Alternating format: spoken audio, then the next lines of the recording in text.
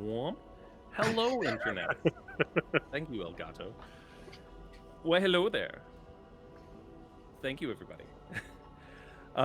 Thanks for tuning in. Looks like we've got a good 10 people kicking around so far. How's everybody doing tonight? Friends? Is this a free-for-all, or are we just starting to talk? We just all talk at the same time. Yeah, go for Yeah, it. we're. I'm in. So I DC think at that the everybody. moment. You know Really what? Well, you know, I've been busy cleaning up and so there's many so much dog going bits. on. And break. No. So that's what this is, apparently. This is both a free-for-all and the finest Dungeons and Dragons stream that has ever graced Twitch and YouTube on the Sunday nights. For folks who have never seen, we are Legends of Logomancy. We are a group of Canadian streamers who play tabletop RPG games on the interwebs. And tonight, we return to our regular weekly campaign in the land of Naylore. I'd like to thank everybody who joined us last Sunday for our 6-hour Critical Hit for Kids campaign, benefiting the Make-A-Wish Foundation. We managed to raise just over $600 US in around 6 hours. And that's like 845 in Canadian Monopoly money. So I mean, that's not nothing. As a result, we raffled off a handful of prizes. We had a few Critical Role books, Call of the Netherdeep, a handful of Strixhaven books, various other Roll20 assets, and some other TTRPG games that you may or may not be familiar with.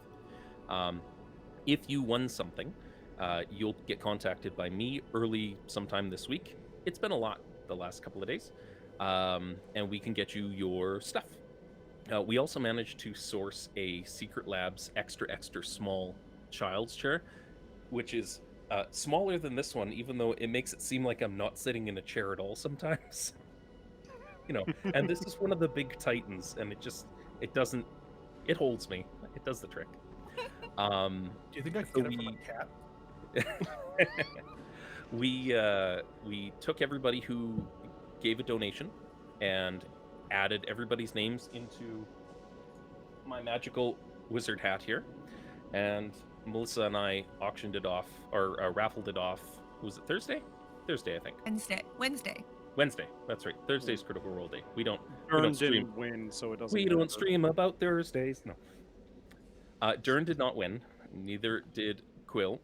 There were a handful of folks that I spoke to who said, hey, I am a large portly dude and I have no interest in a child-sized gaming chair, regardless of its worth.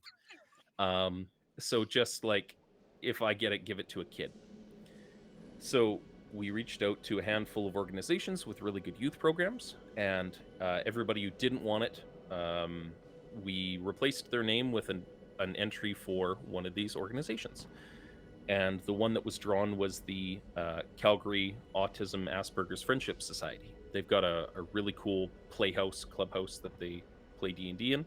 And soon as we sort things out with Make-A-Wish and Secret Labs, they'll have a fancy new gaming chair to hang out in and play some D&D in. So kudos to everybody. I feel like that's a good DM chair. That's what I feel. I think it should be. Mm-hmm. And they have a lot of really good DMs and a lot of really creative kids there. So yeah. I imagine it. You know what? I'm a sucker for a high-backed chair of evil, right? Like, it needs like some curling horns or just like antennae or something. My folks used to get pissed off with me as a teenager because I'd start randomly duct taping shit to my chair and then, inevitably stab myself with it. You're not paying attention. I'm like, car antenna, radials, this is great. I just want to do the swirl and hello. Get that going. Middle of swirl, stop, stay. It's caught on my hair. So yeah, that's the thing. Hoots, how's it going, man? Good. I'm finally recovered from COVID. I can taste again. That's good. Yay! The winning advantage to that being that I can now enjoy spicy foods because I got acclimatized to them during the period of time in which I just couldn't taste anything. and now I like flavor. So you know what? I'm counting that as my COVID win. You know, I'm when we're past the point of having a new baby in a little while, I will have you and your partner over, and we can really put that to the test. let's not make me step back or anything now. No. We'll Wouldn't just risk it. there's Hold up. a plethora gonna- of flavors in my cupboard. I'm gonna warn that- you right now, because I've seen someone do this. If he offers you the tequila, don't, because It's we not almost had to tequila. take our friend at his bachelor stag thing to the hospital. If it He has was a fine. scorpion He in was it, don't drink it. Nobody died. He was. But did you fine. die? But did you die? All right. To that point, I may or may not have a flask that is bright red with a green lid with a familiar-looking rooster on it. That is has a label that says unfit for human consumption. Okay, I may have that, and it may be something that our moderator made for me, which may or may not be Trinidad Maruga scorpion peppers soaking in Everclear for 5 years. And when the peppers go sour, you just add more. So I need to try this. I don't think when James shared this and brought out the plate for our friend to drink, it included straws in case your throat closed and you needed to breathe. Look, you know how I was giving you shit for Renlin being the drama? I'm the drama, right? I am nothing if not dramatic effect and flair. You're a DM. You have to have it. Even if it's gonna kill someone, as long I as took a drink first. It was fine. So, enough televising my crimes. Durn, how's things? Things are okay. You know, I'm hanging out in BC right now, actually. Hence the reason why it's a very different background. Just visiting family and such things like that, and hopefully on a stable internet connection. You know, it's been good so far. Yeah, so I'm looking forward to playing games with friends, and yeah, you know, seeing a lot of friends out here, and it's been very good. Absolutely. Mm-hmm. Quill, how's things? Things are all right. Busy week at work. Busy weekend at other works. Because I decided to take on too many projects at once. But It happens. I've No, I don't know what that's like at all. started a master grade Gundam model, so that's pretty fun. But other than that, just you know, slowly getting used to the ever-growing warmer weather. Because my apartment slowly starts to boil over time. But, You know, yeah. I have the opposite problem because our space here is a consistent between, 5 degrees Celsius and 14 degrees Celsius, no matter what time of year it is. So I'm going to put on a coat soon and continue DMing. If it's like 31 outside, it's 31 inside. No, not here. I'm This jealous. It's great in the summertime. It sucks in the wintertime. You're gonna see me in like a June or July like stream, and I'm just gonna be fully unbuttoned, just like You need to at least, you can bear the midriff, but you need to cover up the, you need to get some tassels because, the Twitch terms of service. Your nipples must be covered. Yeah. nipples must be covered. they're just like It's gonna be a they're little kitty cat ones. We'll buy you a bikini to wear. yeah. And we'll you know what? I will spring for one of those small little like plastic pools just to put in the back. Can't I See, just, you like, guys go to bring- this, and I'm just like, no, we're gonna get you one of those like carnival cutouts where all we can see is your head. Who knows what else is going on? All that matters is that there's a screen in front I of was- you. I was gonna say, I could do the Why are Britney there Spears, like, slurping sounds? plaid shirt tie. Yeah. Melissa, how's your life? How's your day? Good. My basement is also cold, but I always have a blanket. For the and ref, space heater. no, the fuck, it's not. We were setting up a bunch of OBS assets and stuff there the other day, and it's a solid 22 to 25 degrees down there, and she's got an oil heater running beside her. oil heater. I've got a light set up that's nicely warming the air. I've got a cozy blanket. I love you, but you're Comfy. broken. You're broken. I have no circulation, but I've got plenty going for me outside of that, so that's fine. It'll be okay. So, you know what? I'm not gonna do this. I'm gonna let you guys do this. Durn, Yes. What can I do? when last we left our heroes, what happened in the eyes of Durn? How did all of this go down? Well, in the eyes of Durn, there was a lot of really weird things that happened at a wizard's house that Durn decided to go, hey, you know what? Pots and pans and things like that, and probably overexplored the house that he was supposed to go and do. You didn't But die. hey, you know what? That's okay, because it's a wizard's house that we explored and learned a lot of what was going on with a certain marionette character. That's true. And feel like then, A very key detail. oh yes, well, I mean, yeah, we saved a guy, whatever, you know, Quill's friend or something like that. If Quill could continue. See, and I thought it was just funny because you got fed no information to start this quest. Exactly. Yes. Yes. Oh yeah, it was the seamster. We were saving a seamster, as far as Durn is aware. This man is the only person who can repair stuffed toys. No, in the the- whole town. The last we had seen our heroes, we had gone traveling through a swamp. I had a great time getting through it. The rest of you did not.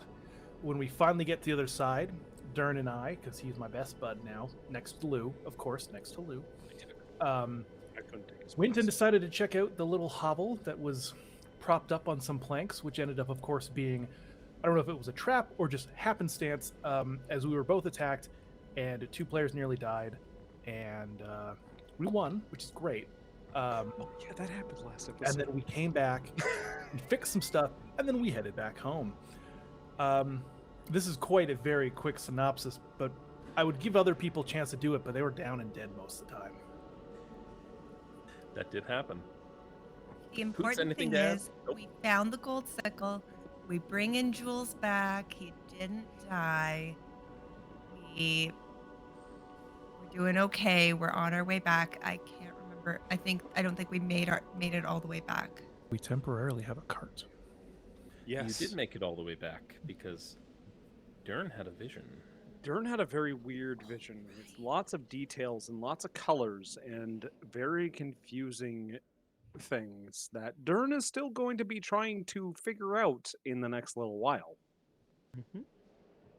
That is the thing that happened.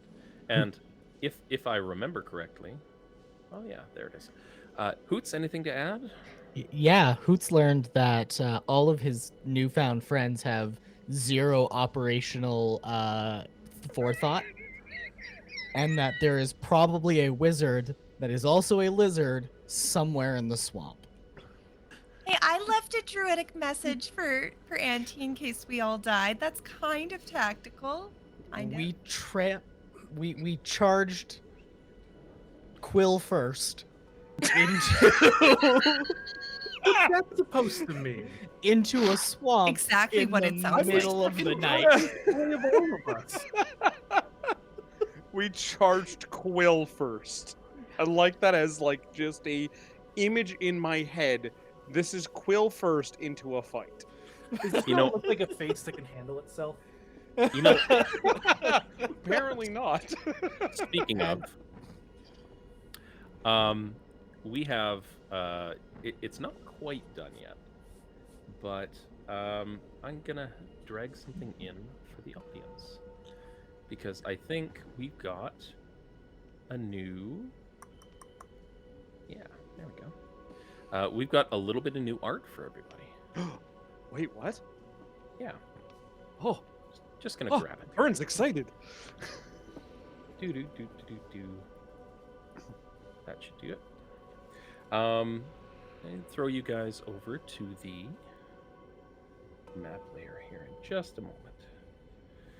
So now, not only do we have Hoots in a Not in a crock shop.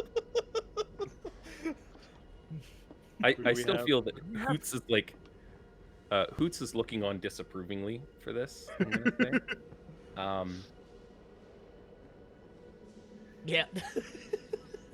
We've got the most excellent of quills, Ah, that's awesome. and of course, like let's be real here, of lubes. I was gonna say lube's the most important part here because I mimic lube but in reverse in my color scheme, Yeah, and I'm very happy with the blue and the red now. So heck Yeah. yeah. I like love that. the best thing is in the picture that you sent for like how you were holding the sword. You had your pinky out a little bit, and, as though it was fucking tea time. It's just good manners. It's just good manners. It shows I've got claws, you know. Yeah. Oh, that is So- awesome looking. Hence I love it. Will's new duds over here. Durn and Agnes are still not existing in Colorland, but we'll get you there. So, A total shout out to our wonderful commission artist who is doing absolutely phenomenal work with these. That's That's- awesome. Joellen That is is total art awesome. freak. Yeah. Although I can't see us on the screen. On the Twitch Oh, stream. allow me to You're- adjust that. You're talking all this stuff, but we can't see us, man. I mean, we got great crotch shots right now. I made it What's too. happening right now? Yes. I made it too big. Quill's just too big. He's just Mhm. larger than life. So Fair. I love it. I let me love it. adjust. Yeah. I It's love it's everything I needed. And then we'll have some backgrounds and stuff. Eventually, I think what we're gonna do is take these and have some stats beside them that we can play on the I'll be the- making some the round character table. cards for everybody. yeah. I love it. So, Ah. with For that, anyone curious what Quill and Lou look like, this is Quill and Lou. This is what you are traveling with. yeah, It's a cat. it is, yeah. And it is decidedly a tabaxi, not a furry. Like, decidedly. And do not ever forget that. Indeed. I just hear cackling in the background. So, with that, Durn Rupta, you had a vision, my friend. I did. And it is running messes in Durn's head. The colors, the gourd, the explosion. Oh my gosh. Yes. Durn is unable to fully figure out this vision. So what do you wanna And do? Durn's going to sit contemplating for a minute and just take his time to absorb it and then say, screw this. He needs to find the answer immediately because that's just the way it goes. He needs to get this done. And he's going to look for his friends. His newfound friends, in fact, and explain in parts that his god has sent him on something, but he doesn't know what. All right. So we'll grab that shortly. Mm-hmm. You exit your meditation chamber. Not necessarily in the way that you were anticipating, because for a small time there, you truly figured they were just going to pitch you off the balcony. Oh, 100%, but Durn kicks the door in Yes. to get out of this meditation chamber and goes, I've had a vision. Some time You passes. sounded like plankton. Crabs. Can you say crab real quick? Say crabs. Yeah. I must Crabs! have the Krabby Patty formula. I must have the Krabby Patty formula, crabs. Oh no. Oh yes. I think that's the voice. That's the voice.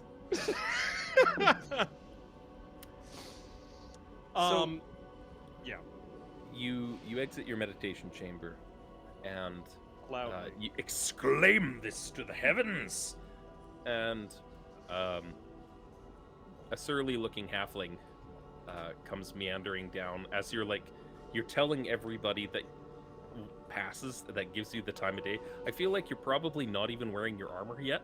You're just No. like loinclothing it up. Yes, 100%. I am on a mission to my armor, but if there's somebody or something in the way, Durn is stopping and explaining, I have had a vision. It is time to appease the gods.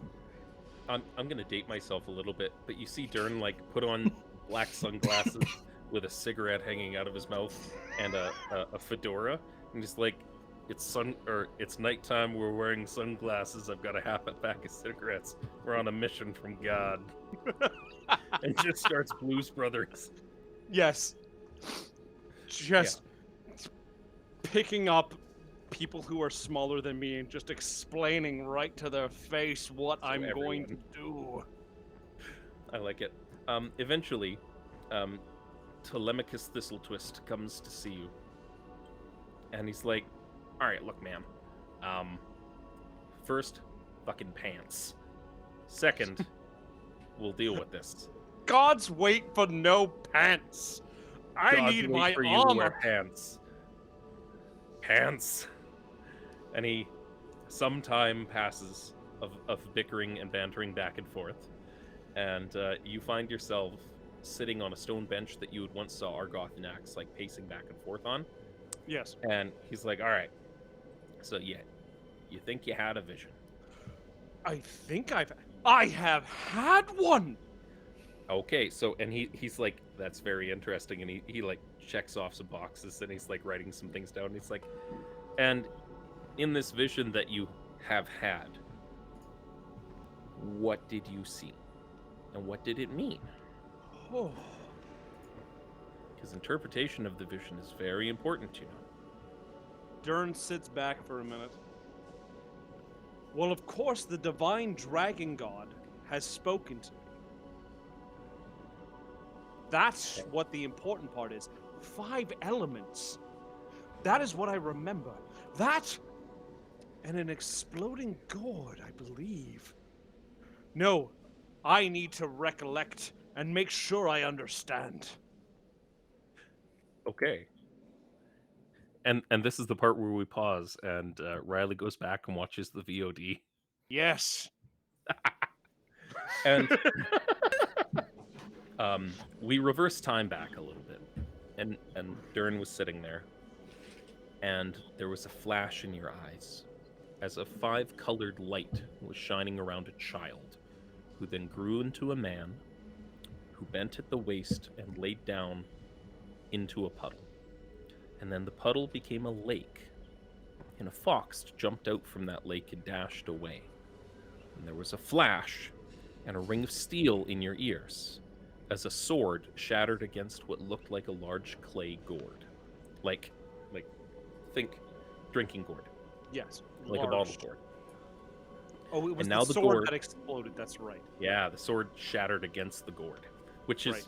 not generally how swords are supposed to work. No, especially because a gourd is clay. Well, Durn a is gourd is taking actually very important notice of that. gourds are actually fruit that are just like. Oh, we're petrified. talking about the gourd fruit. Oh, okay, yep. Okay, I Yeah. was thinking like an actual. Okay, yep. Yeah. Nope. Understandable. It looks grayish and kind of clay colored, but yeah, gourd. And now the gourd is strapped to a handle, and that gourd is now full of fire and lightning and ice and acid and thunder. And then all of the color starts to drain away from it, and it goes cold. And now there are chains around it, and there are small blue creatures with large noses and beady red eyes that cackle and laugh all around it, Sorry, blue with receding creatures, hairlines. receding hairlines, blue creatures, red eyes. Bulbous, flat noses, Bulbous flat. like wide, bulbous noses that come down. Okay, so we're looking for orangutans. Got it. Looking And for the then- cast of Avatar around a gray gourd. Got it. And then you came to. And then we fast forward back, and you're like, and then this happened, which I remember perfectly. It's like Yes. the 18th take, and there's a bunch of paper scraps in the corner. He's like, all right, so now it's a gourd, and there were 5 colors? At least Yeah. 5. At At least least 5. 5. So which Okay. means that's the holy dragon. Oh. I'm Yes. not familiar with that one. You're going to have to tell me about that one. The holy dragon Tiamat. Tiamat. Okay. Yes. All right. Very And- holy. Oh, I see. 5 heads. So holy that most of us have not heard of him. Yes. Okay. All right. And so what does it mean? What does it mean to you? Visions are very specific, my friend. Durn actually does take a moment to sit back and actually kind of calm himself down from Mhm. having these visions. As And you- actually does try to figure out what this means. Okay. It means to Durn, something is held. Like there is something being held captive inside of a container of some sort, or something is containing power. Okay. He doesn't know if it means that it needs to be released or if it needs to be contained. Okay. That's what he's kind of trying to figure. There is something that is not breakable, or something that is, because the sword shattering against the gourd Mhm. means that there is something that is impossible, or something that is seeming to be impossible, and that there's a fox that jumped out of a lake, and there was a certain fox lady who might lead him down the right path. I didn't think of that, but cool. I like that. Let's go. with that.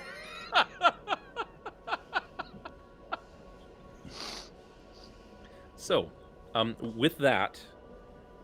with that like in mind, Mhm. we would kind of cut scene over to your friends, The lovely people. and Hoots. We'll go with you. You had a chance with Cal at the end of last episode Mhm. to level up to 2, and he showed you a couple of things that he's really partial to. What did you come up with? Let me double check because I actually just had a moment where I need to. I believe the item that we went with was a bag of holding, is the way I Oh, went. for your And then- infusion. yeah.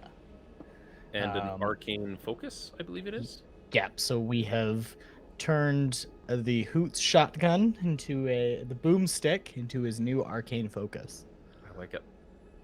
So, what does that look like now? Are they visible? Are they just like etched in with an engraving tool? Like, what's so the, the actual barrel of Hoots's shotgun has remained untouched. It's actually the stock and the pump that he's changed. oh, And I'm definitely just taking 2 quick seconds here to double check and make sure I'm describing this correctly, because I'm having a brain fart on how we designed the shotgun. it is on the screen for you. Is it still? It is now. Oh, beautiful. Thank you. Yes. So the actual like buttstock of it now has the runes themselves engaged in, like, have carved into it. Mhm. So when Hoots actually is looking to choose the magic, he effectively just will run his finger along the runes that he wants to and load it in as though he's loading the shotgun itself and pump it to prime the spell. I love it. Beautiful. That's nice. I like that a lot. So you did your, you got your bag of holding. Yeah. You got your enhanced focus. Yeah. Um, And other than that, I've just been kind of exploring the way that the magic seems to have changed and shifted for him. Excellent. Okay, so we'll say at some point Hoots probably gets word, or is like, you know, you probably see like a half-dressed Durn Rupta, like booking it across like the edge of the lake, as like trailing armor behind him, to grab And you 100% looking for foxes in the water. Hold on, California boy. I believe those are called cougars. Hold on, medicine hat boy.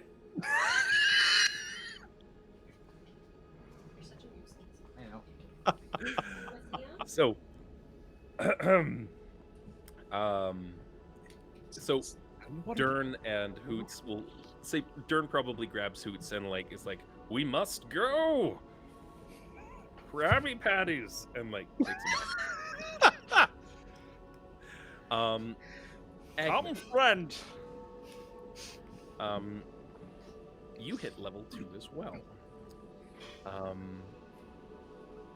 For your level up, this took back a little bit of time. This is while Durn was having his vision. You find yourself sitting cross-legged in front of the frog pond with Farlan, and she's saying to you, it feels like taking a plunge, like when you jump into a cold pool and then you come back to your senses after that initial like shock of breaking the water, right? And she just says, you just lean back and you take the plunge, and you see her like, looks like she kind of takes in a breath and slowly lets it out and relaxes her shoulders, and she shifts into the form of a fox in front of you. And she kind of cocks her head and just like nods. And this is something that you guys have been practicing for a little bit of time. She's attempting to teach you wild shape. And it's Agnes's turn to try.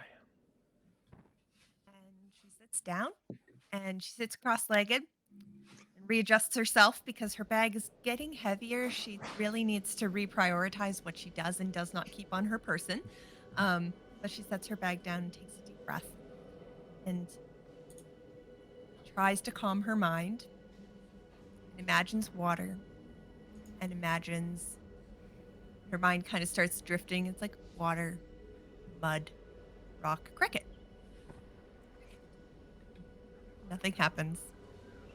Then imagines rabbit.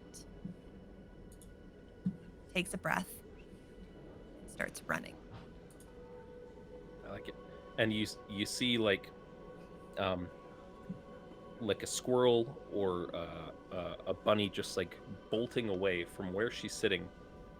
The audience sees. You see your vision suddenly go, whoop, and you're quite a bit closer to the ground now. And in place of where you were, there's a small brown-looking rabbit with a ivory-looking horn sticking out of its head as you shift into an almirage and kind of zip around a little bit. Fox and bunny just kind of like take off, with a fox chasing a bunny, and at first it feels like your bestial senses kind of like push forward, and then you're able to just kind of like shake it off, because you retain your sense of self, but it's through practice that happens. And a couple of days later, she runs you through different abilities and different structures that really are formative to the kind of druid that you are. And she says, our particular set of skills make us incredibly dangerous to people like that. No, Zephyr Strike. Our particular set of skills gives us the chance to course correct events. Just like a ship making proper navigation checks occasionally, you can manifest what the environment's trying to hint at and have a direct impact on a lot of things. Like if your friend Hoots was attempting to pick a lock, you might be able to tune in to what the iron is saying and feeling and being, and then give Hoots some wordless guidance on how to interact with it. And she demonstrates this for you in the form of the guidance cantrip that you gain as a Stars Druid. Really, all it is everything else that we've been doing. You just listen to everything around you, and you benefit from hearing what everything says, and unfortunately others don't. So you can help nudge things in a correct direction. Likewise, those little dice that you have, when you get a little more proficient, I can show you how to use those to guide more, or read more energy, we'll say. It's temporary because everything is always growing and in flux, but essentially to let you know if the next thing that you guys are going to do is good or bad, or whatever that means at the end of the day. Is this going to be a positive or a negative thing? And really, that's semantics for most people. I like to think that everything is good in its own way. Then this spell is going to be incredibly useless for you. Another thing that you may learn to do, that environmental energy that you're interacting with, when you ask the stones how they're feeling and ask them to show if there's been any magic around like we originally had done, you can actually gather that inward toward yourself to protect yourself. And the more practiced you get and the more of a well of stamina that you have, the more often you'll be able to act as a conduit for it. And she gets you to go through the motions of using detect magic, because that's essentially your nature sight.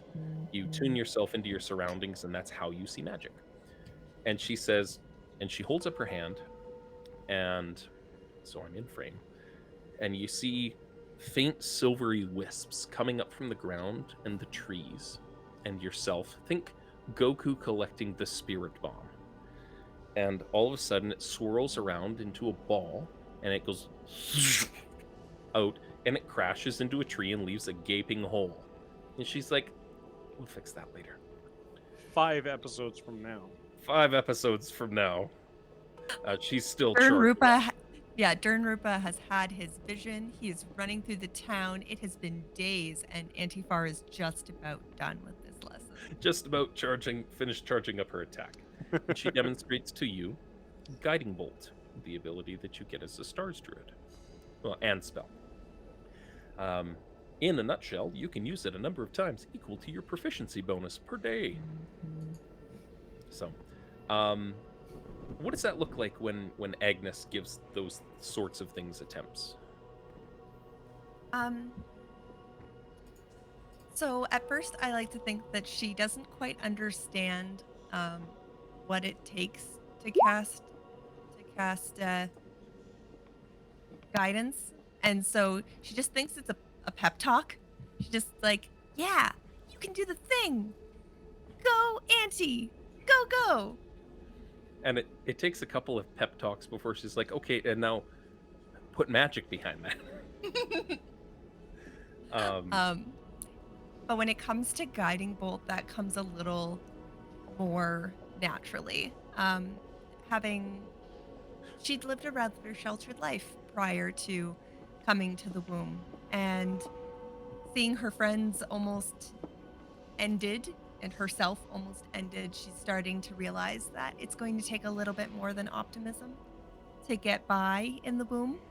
And she thinks about um, seeing her friends hurt and knowing that she has more that she wants to see here and that she needs to protect him at all costs.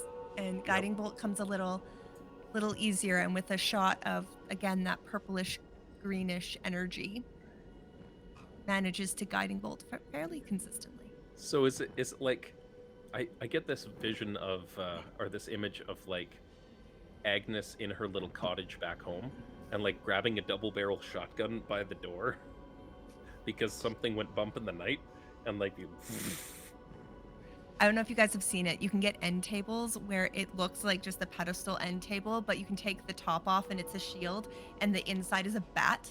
And I feel like Agnes has just got one by her front door, and because she wouldn't have a shotgun, she's here to like beat people Yeah. with a hammer or like with I a like with it. a bat. Yeah. As that's going on, Quill, you get your finger beans around the somatic components of spellcasting. Jules is incredibly weak still and is recovering his physical stamina. Yes. And he spends a sizable amount of time in the grove recovering. And this has been an excellent opportunity for him to sit down and show you some of the stuff that he hasn't gotten around to yet because he's a pretty busy dude.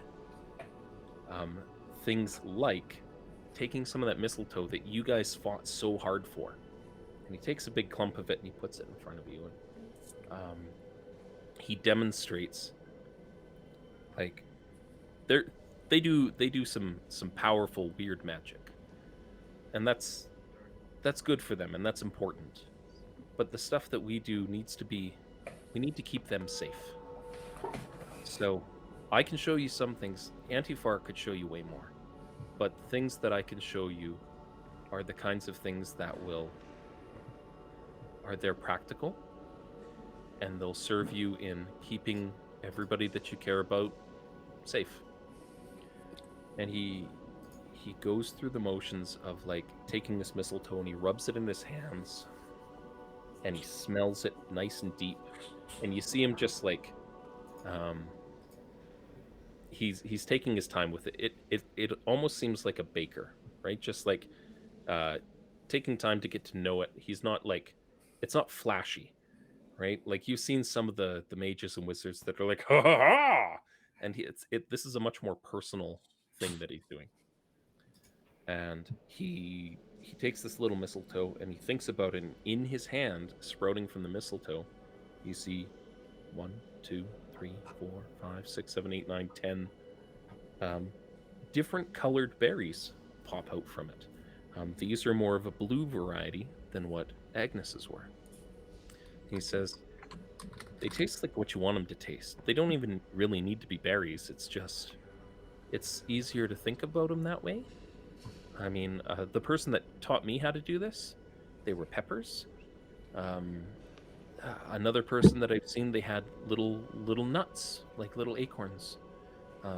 They all do the same thing. It's just everybody's kind of individual in how they think about this kind of stuff. And he demonstrates. You see a squirrel up in the trees for a second, and he takes a rock, and with the quickness of an ill old man, you're kind of surprised because he just like flicks it off his thumb, and it dings a squirrel just outside the head. Not super hard, but enough to piss it off. It starts chittering at him, and you see his hand kind of like turn and turn and turn, and he touches his throat for a second, and he points at the squirrel, and he demonstrates animal friendship, the spell, and it kind of soothes the squirrel down. It chitters a little bit, and it's like, meh. And it stops chittering, and it goes back about its business. And he's like, sometimes the things that we interact with in the natural world aren't necessarily going to be friendly to you. It's really hard to do if you've proactively made it not friendly to you. But sometimes you just need to calm something down, cool their heads, and see what you can do with it. That's how animal friendship works. It won't work on Lou because, of course, he's not a beast. He's a dragon. But you know, yeah. Well, I'm not too... Well, okay, here's the thing. So, I like food. So what am I supposed to do if I want berries myself? Well, you can. He hands you a little bit of mistletoe, and he pushes it into your hand. He's like, "You need something to start with," and that's how components work. And you push it in, and you need a motion that lines up with what you want to have happen in the end. When you use this magic, your hand motions may be different from my hand motions. But they need to be there. I take this little clump of mistletoe and I just kind of like drop it on the ground. And I kind of get onto all fours and I just start kneading it. I love it. I love it. And as I'm doing this, it's kind of like pushing it into the ground. And then I kind of prop myself up onto my butt and I sit up and I kind of put my arms like this and I go, do the thing. Do it. Thus activating the material, somatic, and verbal component for Goodberry, and they go. And in front of me, though, from the ground, kind of sprouts up this purple flower. I like it. And to a keen eye, it would resemble the flowers of a blooming catnip. I love it. Does your party have to eat the petals for it to be effective? For rule of cool, I know that the berries expire, but when they expire, they just become dried catnip. I like it. I'm good with that. Drugs. So I just kneaded this little thing into the ground and then just kind of sat up and went, okay, bro, do your thing. Become plant. Become plants, please. So, and he's like, yeah, see, you got it. Magic wasn't so hard after all. I don't know what they were talking about. Like, you got a knack for this, kid. Well, it's because I got the heart of a dragon, and dragons can do magic, so I can do magic, of course. You know, I have heard that. I have heard that dragons can do magic. Durn agrees. And I kind of stand up and I kind of look at him and I'm like, well, I was running early in the morning just to kind of keep my legs good, and there's something cool I did, and I just like kind of stand up and I just like and just book it really fast, and then like kind of nothing, like not touching anything, and I kind of run back and I'm like, I'm really good at dodging people when I run. I like it. I know that trick. That's a staple, my friend, and that will serve you really well in not getting stabbed repeatedly by things that go bump in the night. I also kind of thought if I was running towards someone really fast and I run into them, it could also probably hurt, which is kind of cool. It might. We'll see how it works. I have 2 other things to show you. Okay. And he proceeds to demonstrate how many apples can you fit in this spot about the size of a cow? And Quill kind of stares and goes, like, how big's the cow? He's like, let's go see. And you kind of cut over to he takes an arrow, and he's got a bushel of apples like sitting in a bag overhanging by a tree, and he pulls back a bow, and it's noticeably challenging for him because he's still recovering, and he thinks about it for a second, and you hear him whisper a few things into the arrow, and you see a faint glimmer of green pass down the arrow shaft, and it quivers just a little bit, no pun intended.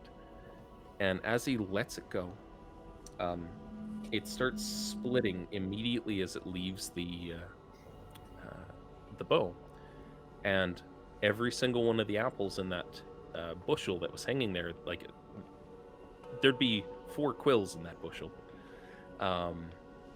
gets pierced with its own individual arrow that eventually like wisp out. Yeah, It's like that spell. that's called Hail of Thorns, I know. and it's useful.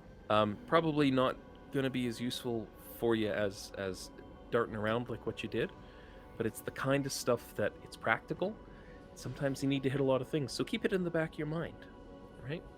That's fair. Yeah. So, what words did you whisper? And he says, "Kill them all." Oh, that's quite funny. I quite like that actually. Sometimes you need to hit a lot of things all at the same time because Do I have to say the same word, or can I be like, you don't. arrow? You can yell out multi-arrow. Okay. Red warrior needs food badly. Red warrior needs food badly. Green elf needs food. The last thing, and this is an interesting trick, and this is where we start bordering on what Antifar does. You know when you let your eyes go out of focus and everything just kind of goes a little fuzzy? Very much so. Yeah. If you do that while whispering the right words and thinking about the right stuff, those fuzzy bits that appear get kind of unique. And he starts going through and he's like, you breathe, and he makes a couple like hand seals in front of you, and he's like, this is what I do because it helps me meditate and think about stuff. And you see his eyes kind of flash with that silvery green again. That seems to be the color that his magic takes. And he focuses, and you see his eyes kind of have a faint glimmer in the irises and just around where the pupil is. And he's like, "No, you try. If you were trying to tune your senses into something, you're not trying to focus on one particular thing. You're trying to see everything all at once. What does that feel like to you?" It kind of feels like a what? There's not. I don't have. I mean, I got great eyesight. Don't get me wrong, but it's kind of like it's a little weird because, like, I don't entirely know what I'm looking for. You know, I've got you covered on that. And he digs a couple of coins out of his pocket. And he says, he lays 3 of them out. And he says, I want you to tell me what color these coins are. Not, they're obviously just like silver coins, like money. Mhm. But he's like, I want you to tell me what color fuzziness is around each of them. And he's walking you through the motions of learning detect magic. I don't have that prepared. No, Quill doesn't even need to know this. It's just a potentiality thing, right? You have the potential to know detect magic. He's showing you how you would go about learning it. For sure. Kind of similar to like a cat. I'm super sensitive to light wavelengths in the blue, violet, greenish, yellow ranges. So as I'm looking to detect magic, instead I'm seeing the opposite of that. Okay. Where normally I would be kind of red-green colorblind to a degree, everything that is, or not everything, but those coins, I'm going to say 2 of the 3 are kind of giving me back this kind of reddy green kind of like interdispersed, like, you know, blue-red kind of 3D thing around them. Okay. And he proceeds to run you through describing this one. See, that's interesting that's how you see I see abjuration magic as purple to me. And he picks up this yellowish one and he's like, the one that has no color for you. He's like, this looks black, or this yellowish one, for me, looks like conjuration magic. This is, and he proceeds to like run Quill through like the 8 different primary schools of magic, and their individual color schemes and what they represent to him. You in gameplay, I'll be like, that tweaks as necromancy magic to you, and whatever Quill sees that color as, because he has different eyesight than most folks, is unique to you. He says, now your task is, I have 5 more of these that I've hidden in knotholes around the grove, and I want you to find them. I want you to bring them back to me and tell me what each of them are. And he sets you to your task, just letting you get some practice in and like tune your senses and go about. And we see like the camera kind of like pan away as this is not all in one day sort of deal. It's as time passes. And you see by the end of it, Quill and Agnes have become proficient in the skills. And Quill has taken some of the lessons that he's learned and put it towards the things that he feels is going to be the most applicable and useful for now. And same with Agnes, right? Agnes has access to a little bit more oomph than she did before.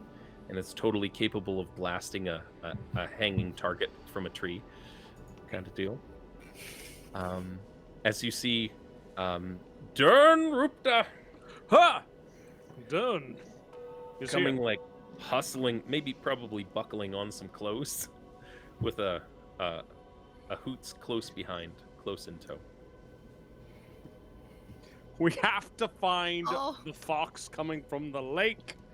Hoots. We must.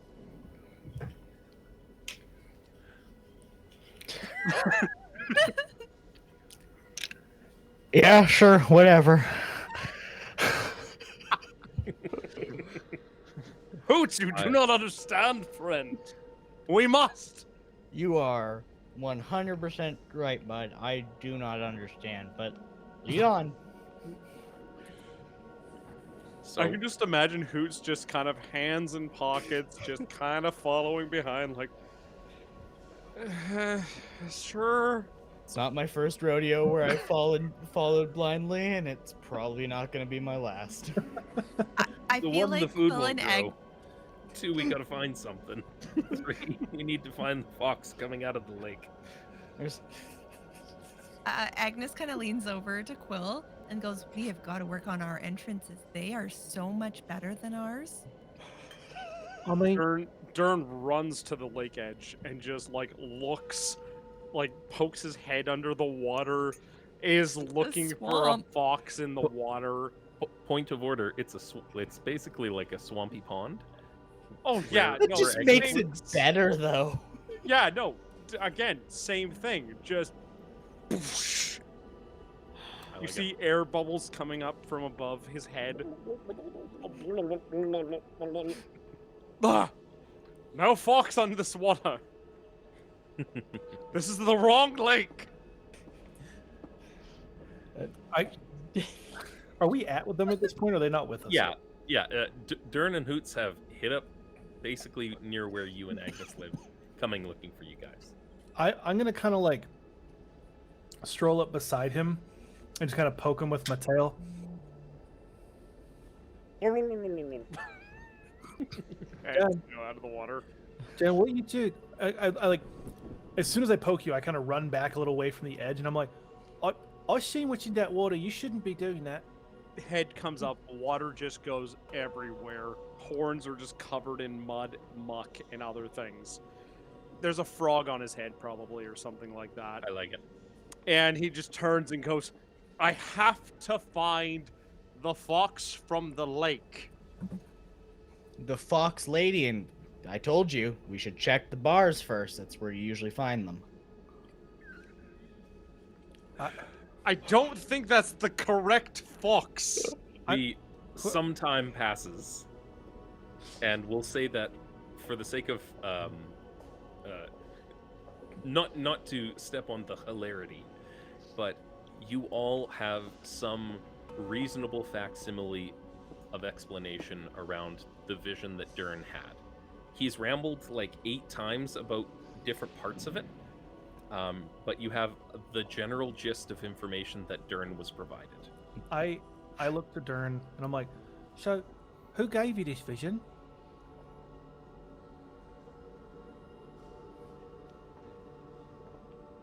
A god. What? A god? Do you have A your own god. Well, I presume the most highest of deities of dragon gods, because, well, Durn Rupta being a dragonborn must mean that, hey, the dragons are paying attention to me. My eyes go wide because I have not heard of a dragon god before. And I can Let me tell you. I'm like, hold on a second here. There's a dragon god? Many. Quill, do you have any training in religion whatsoever? Not just proficiency, but like, does Quill have any knowledge of any of the pantheons of gods? I have a +0 in religion. Yeah, so no formal training. No, But- this is not anything he would have ever cared about. Okay, that's fair. You know that gods exist, but you don't know their names or what they're about or who they care about. Basically. Agnes was a D&D player on Earth Yarth. and is kind of paying some attention and is like, dragon god? Which dragon god? Now let's see what Quill rolls, and we'll see which god gets stated here. I don't know. Me. You should Yeah, ask why, you. why Oh, I'm Agnes is asking- Oh, yeah. Durn. Durn? Oh yeah, Hey, Durn Durn. Quill doesn't give a Wait. shit. Which Durn dragon god? turns to Agnes and goes, "Friend Agnes, this might be from the 5-headed dragon god, the divine dragon, even." I'm just sitting there slack-jawed. Is he doing the cat panting thing? Okay. So I want you to say the name because I've heard you say it a few times. He just did. Titamat. Durn is Agnes- saying this with Tita- complete straight face everything. Agnes is usually very, very positive and doesn't usually show any sort of like frustration, but at your pronunciation of this name, her eye twitches just a little bit. Agnes, roll And me she an go- insight check, please. And for the folks playing the home game, please make sure to call out your roll. That's a 20, dirty 20. So, insight-wise, it doesn't feel like Durn is just like fucking with you. He's either confused and mispronouncing something, like something seems off about this. He's like, and not just in the meta sense of like Agnes knows who Tiamat and Bahamut are. She played D&D. Like he seems confused. I am right I'm- up there with him, just like enamored listening to this. And like, Go ahead. no, you say your thing. No. Finish up what you're saying. I was gonna say, I kind of see you like twitching and being weird. I'm like, what's your problem with dragon gods? Dragon gods are the coolest. Oh, they're cool. They're really cool. They have lots of stuff going for them. They also, Heads. 5 heads. yeah, all 5 of them. Titamat, that's pretty cool. Yes. I'm now mispronouncing it along with him. Yeah. 5 dragons, and I kind of pull Lou out, and I'm like, could you imagine if you had 5 heads, Lou? It'd be crazy. The holiest of dragons, all 5 elements. And Lou just like gives you a bead-eyed stare, and it's just like As a stuffed animal would. as a stuffed animal would. Has So no Agnes neck is- tension whatsoever. Agnes is not somebody that is here to judge other people's feelings. about things, but she That's is. Hoots' job. Know your Um, role and shut your hole. Goes. She's like, um, she had a different name in Earth. If they're the same, I think uh, you know who his own god's name was. I'm sure he's got a lot of things going for him. With, is she nice to you? Incredibly. It's strange Right. because there's only one voice, but you know, 5 heads must have the same voice, correct? I think it is correct. I think we're going to move on from this one. Agnes is like visibly concerned. She's like, I don't know what's going on in this place, but now I'm extra concerned. But Agnes- needless to say, as Durn just grabs her by the shoulders and is like, I need to find the fox from the lake. If you remember when we were going by the lake before, we were hearing stories about how there was a lake fox, a fox bridge. Maybe there's something over there. To the bridge! As you say this, I like kind of hop up onto your shoulders again, like previous. Yeah. I'm up, take the bridge. To the bridge! I get this imagery of like Calvin and Hobbes, of like Calvin riding on Hobbes' shoulders, and they're both pointing in a direction, but wearing. Somehow you have newspaper pirate hats now, and you're like, Yes. "Ah!" And Like, somehow Hobbs has a Hobbs. And somehow Hobbes has a Hobbes. Yeah. Yeah, they've switched Um, proportions. Yeah. Yeah, this was. And Lou's got a little tiny paper pirate hat on top, and everybody's pointing in a direction. In Agnes, all roll different me- directions, by the way. Roll me just straight intelligence. Oh, really? Yeah. Just straight intelligence. Yeah, just that's a That's 19. a 19. So Agnes, in her metagame knowledge, because this will come up. So Agnes has foreknowledge of Dungeons and Dragons as a thing from her homeland. He said that he was hearing one voice speaking. Yeah. And you know, because you got a really high intelligence check, you remember reading that Tiamat has 5 voices, but generally the primary head, the red dragon, was the one that did the speaking for all of them. Or did the thinking for all of them. Tiamat has 5 voices. So Agnes knows there's something weird about that, and you might suspect that maybe it wasn't Tiamat as you're thinking speaking to Durn. Yes, and given the knowledge that I have, the two of them are starting to charge off on their direction, which we haven't discussed. They're just once again charging away from us, and Agnes is going to saddle up beside Hoots and go. I'm not sure who's speaking to him, but I think we should probably watch out for Durn. Our giant lizard friend ran up to me, told me a floor mat told him about a fox lady. I have to agree. I think wherever they're going, we should not be far behind. Oh, but who knows? This is a whole new place. Maybe here, evil dragons are great.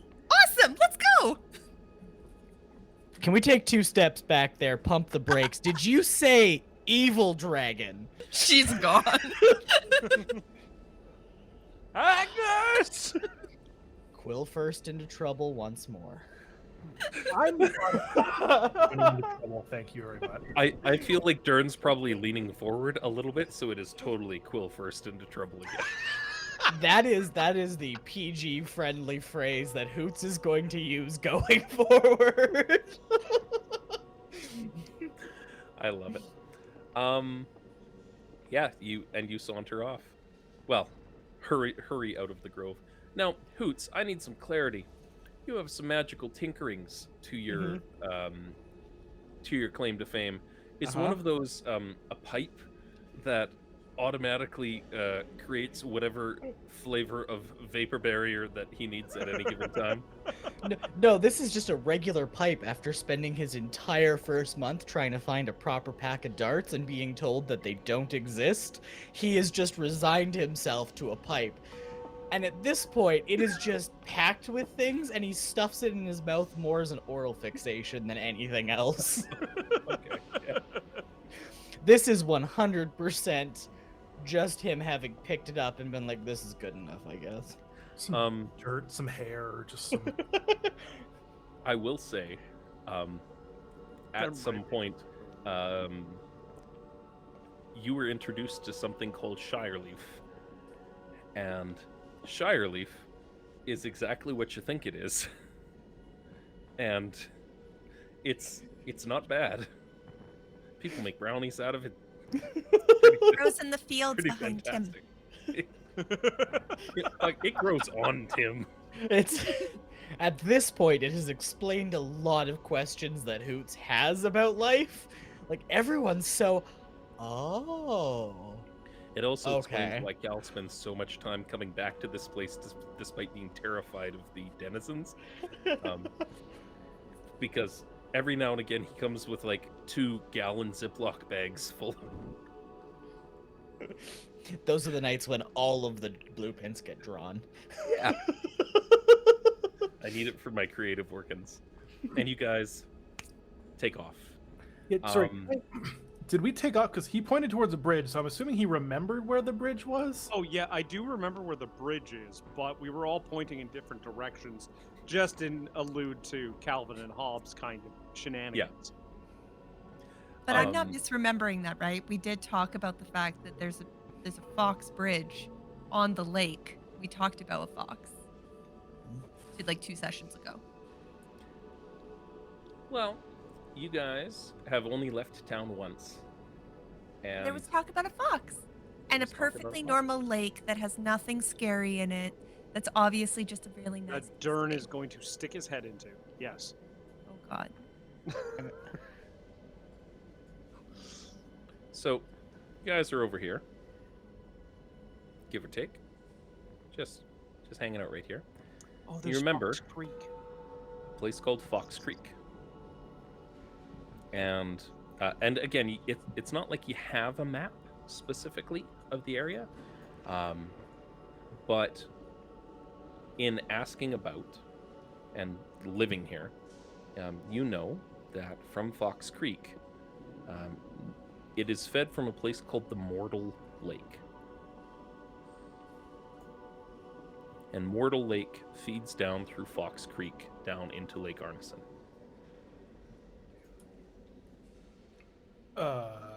That mortals can't be that bad, right? Immortals you have to worry about. Sometimes. And do with that knowledge as you will. Does that change what you want to do, Durn? Does that No. inform anything about your vision? No, I mean, Durn is 100% wanting to follow this creek, but probably getting to the bay part first, taking a look around, and then focusing and maybe trying to even contact the god or something like that, and just follow the vision a little bit closer after he gets there. Okay. So, what is your, as a group, say, you've Calvin and Hobbes your way to the womb, to the town proper. What's your next step at collectively as a group? I thought we were in the womb and we were running out of the womb. You were in the grove just off to the side. Like, when I say the womb, I mean like the town proper. Quill and Agnes live like 10 minutes west. I'm still on Durn's shoulders and I'm going where Durn's going. All right. Will and We'll I live in say the burbs. Agnes and Hoots catch up. Yeah.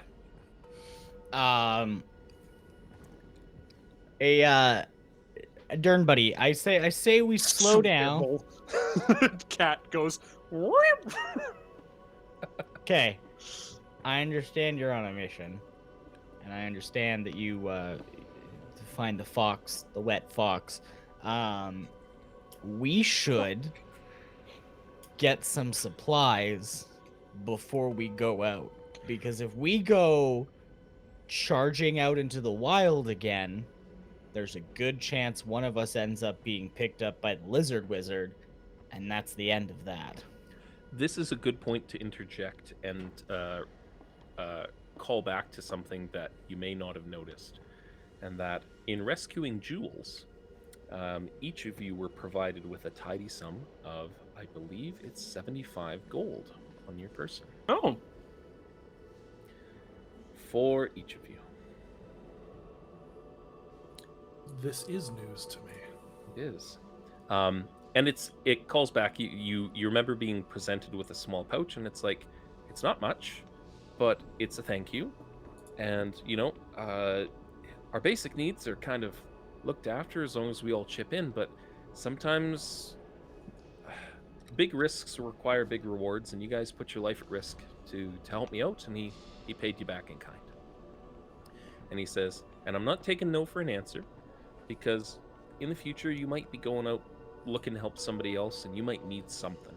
So personal funds are a necessity. Durn nods to that and just keeps it by his side. And most likely is probably not going to buy anything at this moment. Yeah. And that's fine. Just goes, I feel like we didn't have enough tents the last time we went on an adventure. Maybe we should have more tents. We definitely had not enough tents. Yeah, I'm gonna buy a tent. All right. Standard player's handbook prices. Yep. If you would want to go in and be like, I want to haggle with somebody who is selling tents, that is fine too. But No, otherwise, but I do it want is to go back. 2 gold. No, but I do want to go back to my friend. His name eludes me now. I named him and I can't remember his name. At the knickknack shop, and I want to go talk to him. The Knickknackatory. Yeah. Nakatory. Hi again. I'm the one that had the Hi. pens. Hi. Hello. Hi. I had pens. James had doesn't stuff. remember the consistent voice for this man. It's this Fine. now. It's all right. I don't know your name either. I'm gonna call you Jimmy. I'll No. have you know it's Jim Bob. And she goes, I have been working. Auntie Far has been trying really, really, really hard to teach me this new trick. And she says it's going to be really important for me, but I'm just struggling so much. She keeps telling me that if I just stare at the sky for a while, it's going to click. And no matter how many times I try, it just doesn't work. And she told me that maybe if I found something that really caught my eye, it might help me connect better. So I was wondering if you had anything really unique that I could look through or shine light through. And she kind of looks around and she's like, oh, this whole time she's like, she's got no chill. She's just like hands all over the wares, all over the cupboards and the shelves, and she's just picking things up and looking at it. And she picks up a little brass tube, yay long, and holds it up to her eye, and it looks like a jeweler's Loop? like a jeweler's lens, but it's got a prism on the inside, and it's a kaleidoscope. Oh, I like it. He's like, And she I will have you know that this fine piece came in the pocket of not 1, not 2, but 3 adventurers that came through all at the same time. and where are they? Why would they leave it behind? This Oh, is amazing. They're dead now. 2 silver.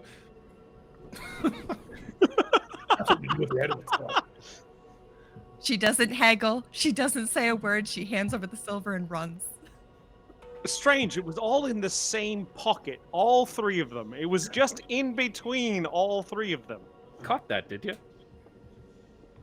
There's just a. I got a magical telescope. Conspicuously over in the corner, there are some comically large pants with way too many legs. And you get the feeling like I don't know how Agnes would clock this, but like, it's like a clowning accident that happened at a carnival. Because where else would you find the tiniest of kaleidoscopes? And she has a little kaleidoscope. Looking around, this doesn't look like. This looks like Granddad's old basement, where there's a bunch of just random crap, and like, there's an old Nick card, like just like kicking around, sitting on a shelf, and he's like, "It's obviously a wizard's spellbook." I don't know what it is, but it was in somebody's bag when they came forward. Almost everything in this place is like a shout out to Earth. Agnes spends a lot of her downtime visiting in this shop. She's very happy in the womb, but finds a lot of solace, or like anytime that she's feeling a little homesick, she goes and wanders the shelves around there. And occasionally, because new people do come through every now and again. Yeah, there's new things that come through.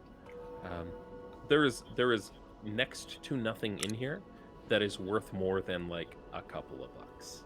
Like you're clocking this mentally, and it's like this is like an antique shop where everything was like $5 or less, because it's kind of weird.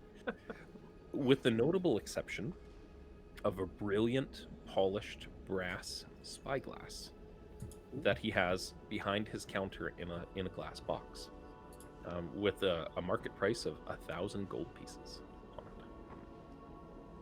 That's how much spyglasses cost in D&D. That's dirt road robbery.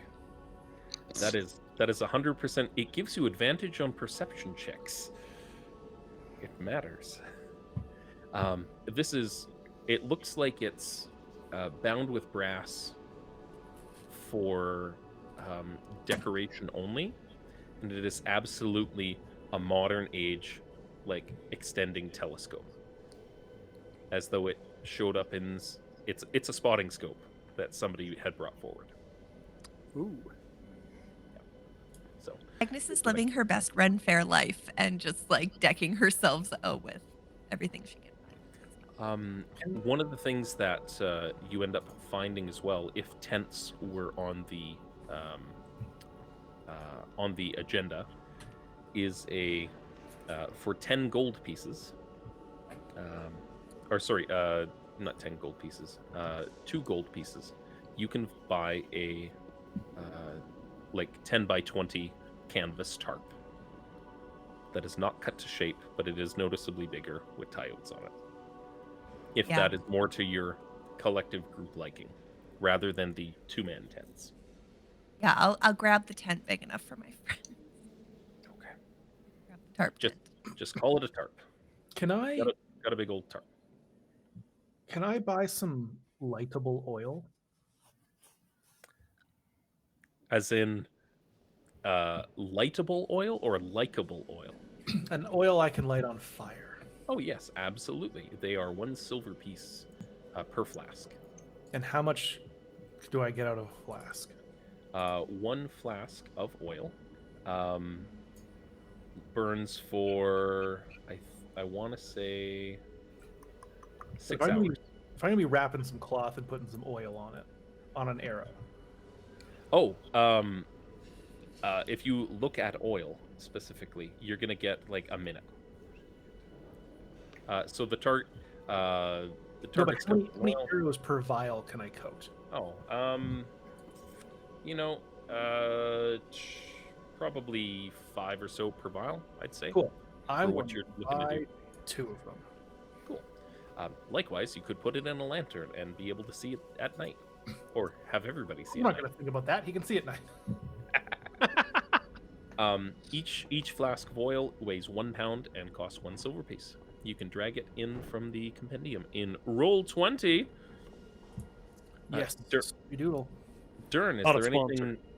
Yeah, Durn, is there anything that you learned from the last episode that you would now like to purchase? And you're like, no. I mean, yeah, Durn buys a lantern. Durn buys a lantern. Durn Would you buys like a hooded lantern or a bullseye lantern? bullseye lantern. 10 gold pieces, and you're gonna need some oil for it. One vial Durn of oil puts is down the 1 money. Drag over as much or as little as you like. It Hoots? probably brings 2 things. That's 2 6-hour lights of the lantern. Beautiful. So, Hoots. Hoots is looking for a sketchbook, like a journal, basically, and a pen and ink. All right, so Jim Bob's Knick-Knackatory, where Agnes was recently in. I feel like you'd know it. Yeah. Because you found a few things. Noticeably, the made to look old pipe that is actually just like it's from a head shop somewhere. Yeah. Yeah. He has a bunch of like coil bound notebooks, and then some finer looking ones that are like straight out of like many leather bound books. The printing press stuff here at the kitchens isn't bad, but you find like some 5-star coiled notebooks all over the place. Okay. Yeah, it's exactly what he's looking for, and some pens, some stuff to like. He has a collection of 6 Bic pens, mostly black, although there's a red and a blue. That he puts down. They are 2 silver pieces each. Okay. And they all are about half full. One of them noticeably is like significantly lower than that. Yeah. That's the one that Agnes sold him last time. There's 10 gold. And per it's the silver. red one. Yeah. 10 silver equals 1 gold. Okay. And you said 2 silver per pen. Per pen. Yep. Okay. So... Like nickel and diamond, yeah. I can't remember. Did you say we each had a health potion? I don't believe so. Although Agnes is proficient in making them. And How- so is Durn. Wait, what? Am You I? have proficiency with the herbalism kit, my friend. Oh, that's if you right, want- I do. If you want to spend downtime between adventures saying that you want to make a healing potion, it costs you 25 gold pieces of material to make a healing potion. How much does it Oh, cost interesting. To what? to buy a healing potion? 50 gold pieces. That's a lot. It is. Yep. Am I okay to retcon and make one during the downtime after we got the money from Jules? I would say so, yeah. Considering you Um, didn't know you had money until 5 minutes ago. Thank you. Durn was having hallucinations. He had no time. I think so. Yeah, that fits. So, and how much was the notebooks? he's like, if you're buying all of my fine stock of pens, sir, paper is paltry. And he just hands you like a 500-page ring-bound 5-star notebook. Excellent. Yeah. That's exactly what Hoots Yeah. needs. It's got like a ring binder that comes with it and a zipper. Perfect. Yeah. It's Yeah. pink, but it is what it is. Hey, you know what? That's perfectly fine. People And don't then- steal them that way. No. They Hoots is also on the hunt. Actually, no, he's not. We're gonna hold on to that for a little bit. Oh no, he will need a couple small bells Mhm. and some was it silver wire? Okay. The majority of those things, there's a place called the Arcanum, and it's a stone building at the base of where some of the hills kind of start kicking in. It's as you walk in, everything smells like spice, like an older kitchen, but one that's not super stale all the time. So not quite walking past a Lush in a mall, not to that like Oh, God. pungency. But That just brought back memories. God. you come in and it's like walking into a Princess Auto, and it's like, you needed shovels and hunting equipment and power tools and a boat. Let's see what we can get Open you. up the side door of a 1943 Aisle 7. I jest about this, but I spent a lot of money there the other day. They and have tiny you're going electric through- jeeps. Yeah. Yeah. My crotch goblins need that. You find categorized, impeccably categorized, like they've got a big ringed book at the front, and you flip through, and you're like silver wire, and you go to wire, and it's like wire, see silver wire, and you go back, and it's like silver wire over here. Here's the cost. Here's by girth. Here's by gauge. Here's by, the way it should be for components. And noticeably, you head over, and there's a lot of like silver wire and thread and things like that. Bells are in the bell section, and they vary from like little tinkly bells that you could totally braid into your hair to like there's one that's basically a gong, and then there's one that is just it is comically large, and it's on I'm not going to say they have pallets here, but it's basically like a single one sitting on a pallet, and the price on it is just like ask. It But just yeah, needs like a handful of the tiny bells. these are for alarm, I'm assuming. Yeah. Yeah, all said and done, you get good casting components for these bells. It costs you about a silver piece. The silver wire is not like it's not pure silver or anything like that, but it's a spell component. You get your bells, you get everything. Is there anything proactively that you'd like to grab here as well? I mean, it's Princess Auto. You gotta wander around and figure out what you don't know you don't need. So they have like 30 blowguns behind the counter for some reason or another. And there's climbers kits with like harnesses and pitons. A bunch of block and tackles, like pulley systems for things. There are all manners of baskets and bedrolls, lanterns and magnifying glasses. Hoots is looking for like a good bedroll, like those Cabela's ones. It's like canvas on the outside, flannel on the inside. The ones that the moment it thinks about being wet is the most miserable shit ever. Exactly. Absolutely. That's 100%. There are 2 of them behind that wall over there. Yeah, they absolutely have unwieldy canvas bedrolls that... All right, Wizards of the Coast, I'm a gripe with you for a second, because I don't know... a 7-pound bedroll is kind of fine if everybody's bedroll is one of those Cabela's ones. Yeah, But it's a huge bedroll. it really is. But in, like, I have wall tents, like hard canvas wall tents. A 2-person tube-style tent as depicted in the PHBs of yesteryear do not weigh 20 pounds. Fight me.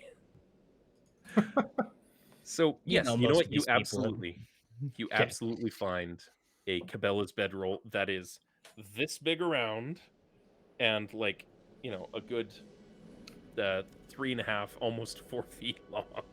Comically large on his backpack. Yeah. Yeah. Are we? Or it Is would it in his be if backpack? he. It wasn't the backpack itself. I was gonna say, it would be comically large if his backpack wasn't now a bag of holding. Oh yeah. You Shopping. right next to the sledgehammers and shovels are the grappling hooks and rope. Well, yeah. Let's be honest here. right. Hoots does not need this item. You can fly. Hoots is, however, your average man from Earth and sees a grappling hook and goes, I need that. Yeah. I definitely need that. Or like every male friend I had who went to like Bianca Moore's when they sold swords and grappling hooks and was like, I'm gonna spend $1,000 on grappling hooks today. Yeah. My entire paycheck to last 3 months. Once every 6 months, I think about it. Yeah. At least.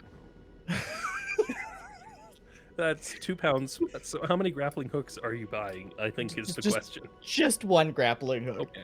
Hoots knows Uh, he doesn't need a grappling hook, but he's like, I'm gonna have it. I'm gonna have my Mabel moment where everyone's like, oh my god, we fell off a bridge, and he'll be like, grappling hook! Oh, you can fly.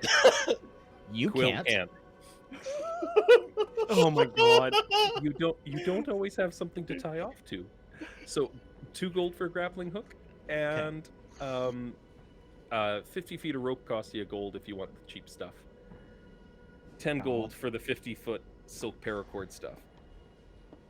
That's exactly what it's gonna be. I was about to say, Hoots is not a man who goes, I'm gonna get the cheap rope. I will cheap out on clothes, on combat crocs, on cargo pants, but I will never cheap out on rope. They also Never. have God, all you manner of sound like my chain. best friend. But that being said, chain and chalk and all that jazz. Some time passes. Turn's and, just waiting for Hoots to finish in the Princess Auto Is Fantasy. this like a time passed we're on shopping or a time passes we're on the way? time passes. You guys are done shopping, and you have collectively got your stuff, and I did you're. buy healing potion. Oh, excellent. Balthazar, you 100% missed the adventure.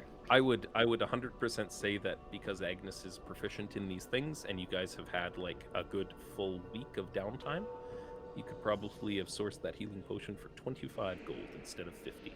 Cool. Dig it. But all of my healing potions definitely have a little bit of that extra stuff growing on the side of Tim mixed in. So That's fine. That's totally fine. I'm gonna hop back up on Durn's shoulders. And while I am walking along, I am wrapping some cloth around 5 arrows and dousing them in oil. And I'm gonna tie one end of my 50 feet of rope to another arrow. And the rest I will leave as regular arrows. You know, it would be a lot easier to do if you crafted your own arrows and had a grappling hook. Heavy end, it wouldn't fly. I'll make it Hoots fly. spends all of 2 months in the fantasy realm. It's like, who's cooler than that? Now, what's gonna Artificer. happen? What's gonna happen? And if this doesn't happen, I'll be very upset. I want Hoots to fly up, and then Durn is gonna toss me.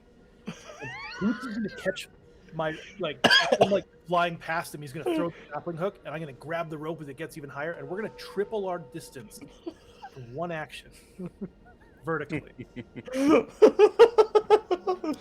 I need a roll. Also, taking the Princess Auto quote, Mr. Alone Donut, that's absolutely the episode name now. Princesses Absolutely. and Dragons Auto. All right. So you have outfitted yourselves in a way behooving regular adventurers. Is everybody still wearing the armor that they started with at level 0? Absolutely. Have you seen my armor? Yeah. Okay. Just making sure. I mean, I Stuffed a few more wooden planks into my bag to reinforce my shield. I like it. It is still a shield. It still provides you shield stuff. Cool. What's the plan? we gotta get to this bridge, which then I will hopefully find a fox coming out of the water. And if not, then foxes coming out of the water means that foxes are following the water, which means that it must be upriver. I feel like Sorry, I had a stroke there for a second. What? You want to run that back by me, good buddy? I was thinking maybe it might be good. I was just thinking, maybe it might be good. We should ask someone that might know a little bit about the history here. I haven't talked to anyone about what it used to be like. I've been spending way more time worried about how the mushrooms grow and the trees and all that stuff. But it sounds like you're describing 5 magics.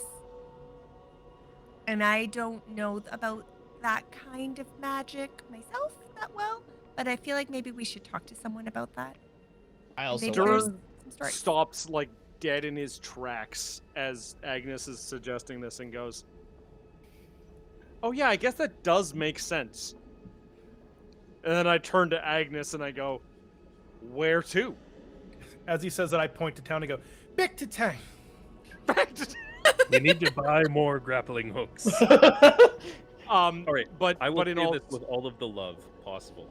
The second that one of you motherfuckers shouts out, "Where can I buy a bag of 30 weasels?" We're done. Rocks fall. Everybody Speaking dies. of that, I I want 29. And lo began the great weasel shortage of year 14 of the Silver Age, and inexplicably rocks fell, and all of the character art that James paid for is to waste. But Durn does have a moment probably where he goes, "Wait a minute, Fox Lady, Foxes, Auntie." That's actually a good idea. I suppose. Antifar was noticeably absent the day that Durn and Hoots came. She comes and goes, like it's Yeah. not around, but she wasn't actually there. Otherwise, she totally would have engaged with you in the Grove. Durn's not a quiet man. No. I think No. that stands to reason. But yeah, Farland was out and about. Oh. I turn to Agnes and I go, "Where is Auntie Far?" You know, Auntie doesn't really. Auntie spent a lot of time with me, and I don't know why she seems to need more space all of a sudden, but she really, she came up to me and she told me that if I kept talking to her, she was going to have to take a trip to another realm.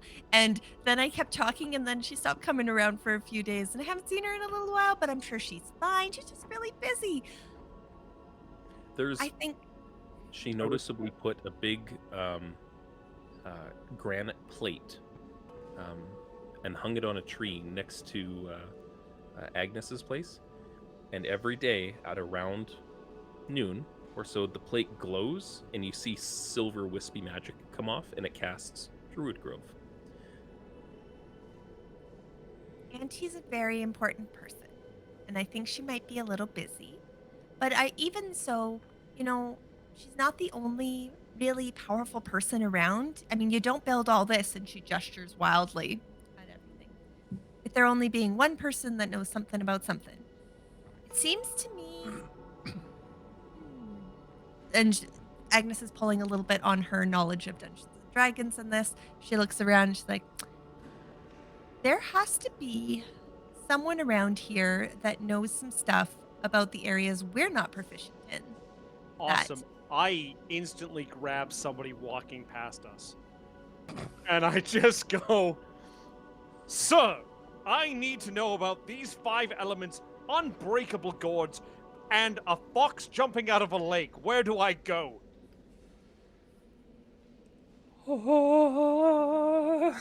And he's like right down it.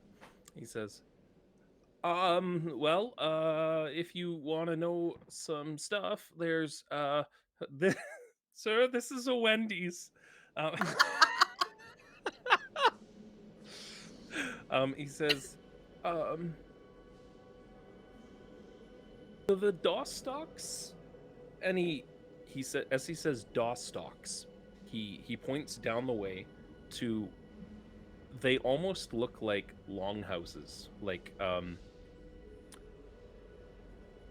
It looks like outbuildings on a farm, like the big half circular domes, but made out of wood. There's music and jovial cheer coming from that area. Beautiful. Mhm. Beautiful. Yeah, no. Durn goes, "They have to know. This gentleman, this man whose name has not been said, says that we have to go down towards this way." And with Quill still on his back and stuff like that, just grabs the 2 of them, or grabs the 3 of them and just starts marching down that way. Hoots, how do you feel about that, buddy? Hoots is muted, apparently. No, David. I was intentionally muted. I'm sorry. My father called me, and he's a little bit of an old man when it comes to technology. So he FaceTimed me in the I middle of see. that. I was just trying to be like, "Dad, I'm doing something." He got COVID, and Oh, they no. had to call it off. They're fine. They've got like the most mild case. He I just love called to complain. Sorry, guys. I deeply apologize. I thought it was important, and Hey, it is. It happens. So Durn assaulted a man. Not And assault, just You assaulted aggressively a man. asked.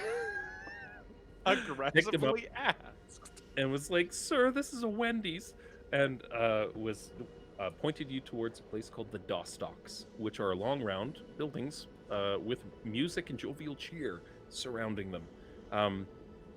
Hoots, you seem to recall Cal telling you a little bit about these places. It's where them bards hang out. oh no. So let me get this straight. You beat the crap out of a man. No, I Ruffled his collar. aggressively no. I asked him where to find a man who knows about 5 elements, a unbreakable gourd, and a fox jumping out of a lake. Right. So you went and He's picked very a, enthusiastic. Yes. you went and picked a fight with a man on the street, already on negative point, and now that man has told Fight. you that our goal is to go to the place where all of them. How do I put this in a way that your collective childish ears might not be horribly offended? People of promiscuous intention and music hang out.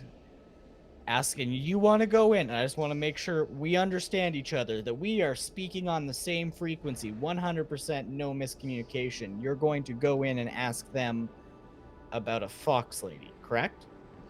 Just Yes. verify that for me. Now, And the 5 elements and the unbreakable gourd. right. What was it that I told you about fox ladies when you first told me? What were my words? Do you remember? Something about a bar and picking them up there? Correctamundo, compadre. Now, you're gonna go into a place asking about an unbreakable gourd to individuals of promiscuous intention and asking about a fox lady who has an unbreakable gourd. You understand the type of answers you're gonna get. You are familiar with, and I've only learned this one from my good friend Callahan, what vicious mockery sounds like, correct? Durn pauses for a minute. That's a paddling. That's a clip. Cause you're about to learn what a vicious mockery sounds like. If these people are sound like intelligent people who tell stories, they must know about a fox lady coming out of the drip, and unbreakable gourds full of energy. If I'll be honest, if there's music and there's stuff, there's probably fireplaces, which sounds great to me. Fireplace. They're gonna know about a drip, all right. But one thing I need you to, Durn, buddy, good buddy of mine, I need you to make me a promise. If any of them, and I mean any of them, call you their little bad dragon, you refuse to go with them. Are we clear?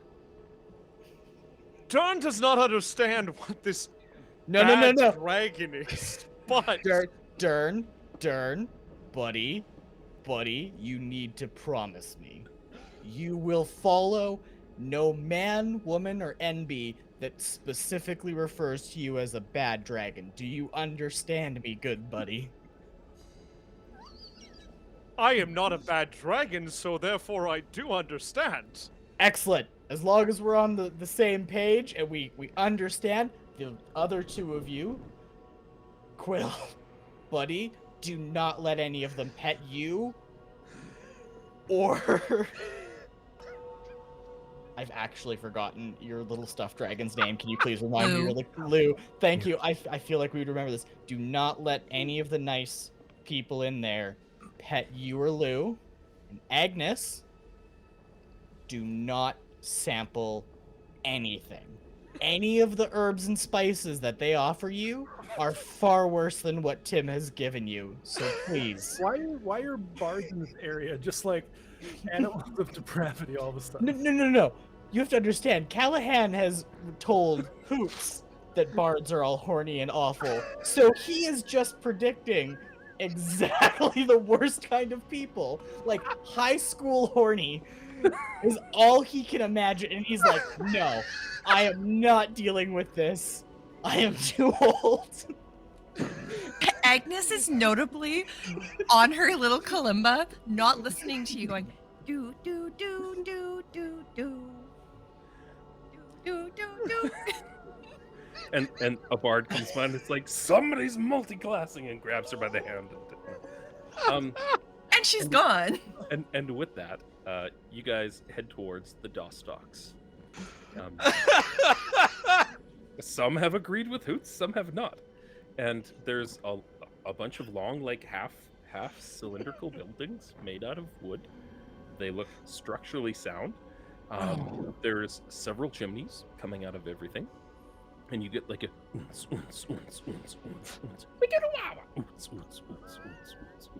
Are you saying oons or hoots? You know what? Hoots. Hold on. What about the original where it's like boots and cats, but it's hoots and cats? Oh, Oh, I love it. that's perfect. Okay, so we head to the den of depravity. Yeah. That, for all we know, is like the nicest place in the world, and Callahan's just mean. Oh yeah, no. Cal has no chill about this shit. He's like, I went there once, and there were some people wearing weird pants, and I felt out of place. Nope. It's Cal all is- a cappella. Everything no was too instruments. tight. Oh, an All right, acapella bard is- there was a place way back in the day that Balthazar the Mad took us, and you walk in, and there was a rainbow dance floor, and you walk up, and it's like, I'd like a kokanee, please, and they eye you up and down. They're like, yeah, I'll get you a kokanee, bud. Here you go.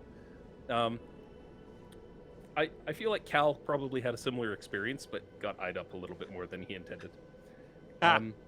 So you saunter forward, and you open a door and push your way through, and the scene closes as like the music gets really boomy and loud, and you all step inside, and the door closes, and we go to our break. Hoots' worst nightmare is about to come true.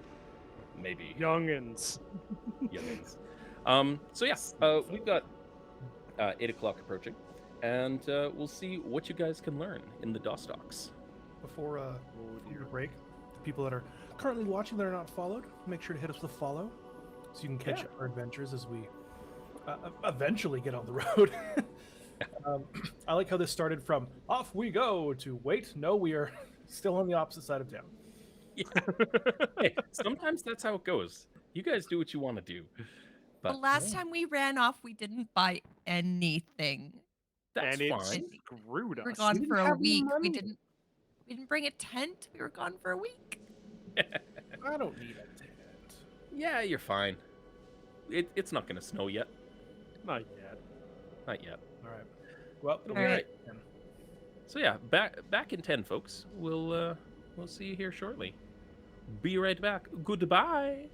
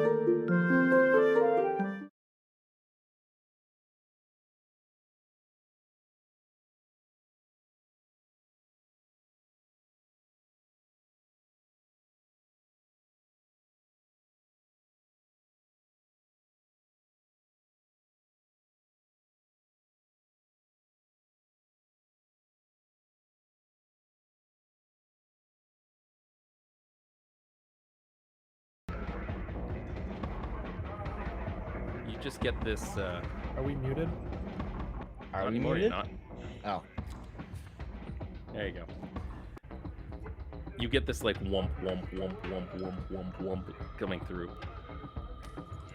And before you, in one of the 7 buildings here that are all side by side by side, are the Dostocks. And you step in, and it's like 4 steps down to a balcony, and like 6 steps down, so it's like below ground. It's underground for this one. What people knitting?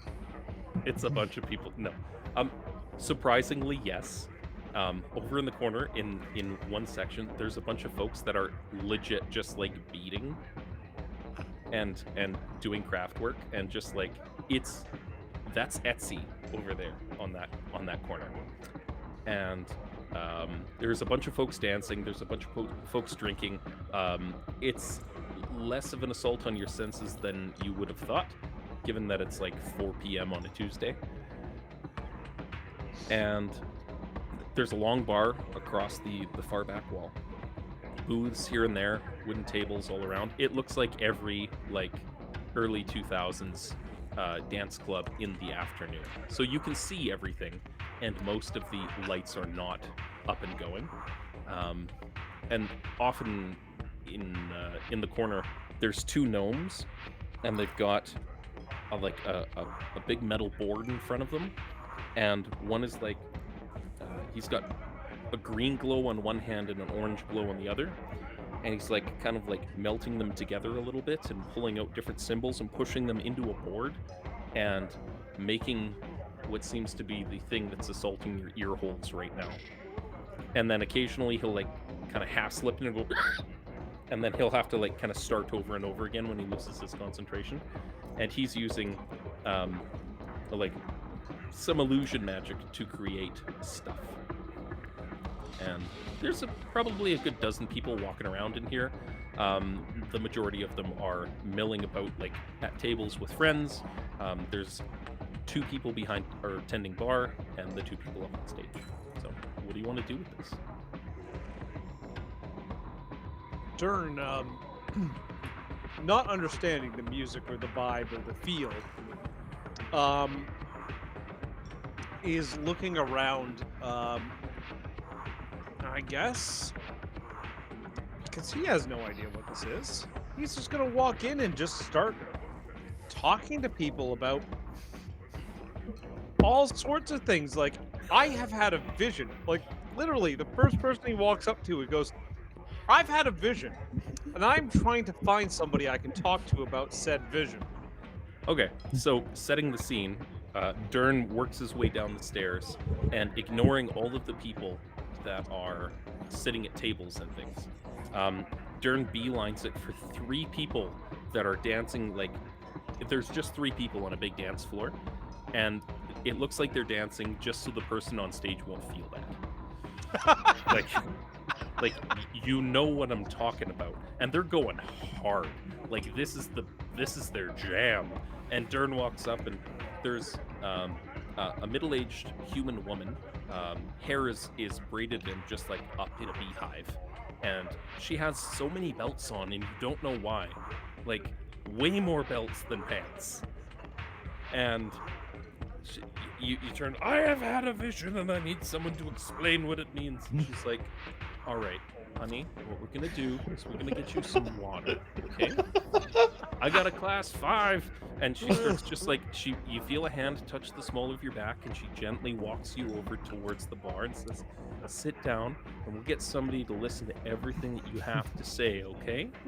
Are you okay with I have been looking for someone to explain this who might understand.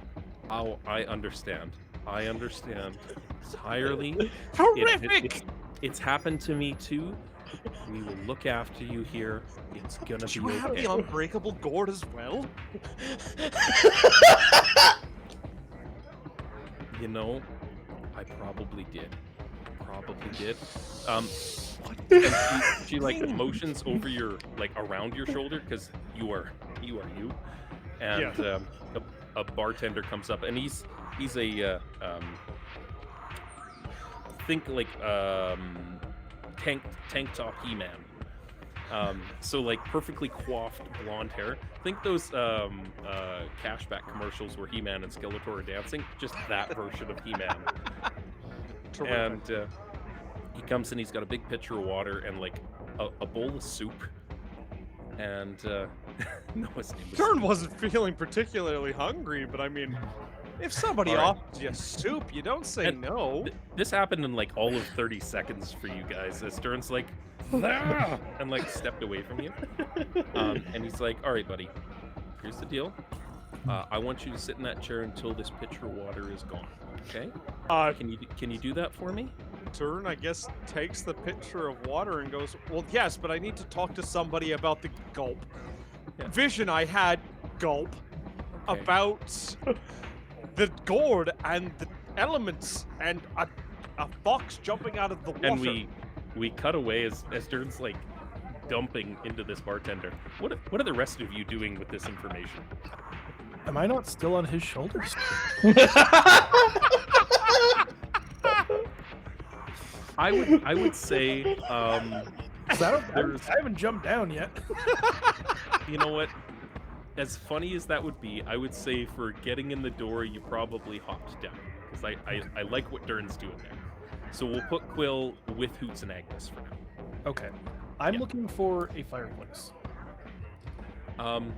Easily found. There's about 4 of them in this place.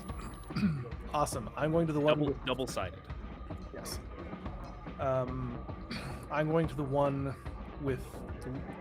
that's not too crowded, and I'm going to kind of sit at the base, kind of like do my thing, and kind of like curl up and just kind of like sit there chilling with kind of like looking at moves, flapping his little fingers and my thumbs.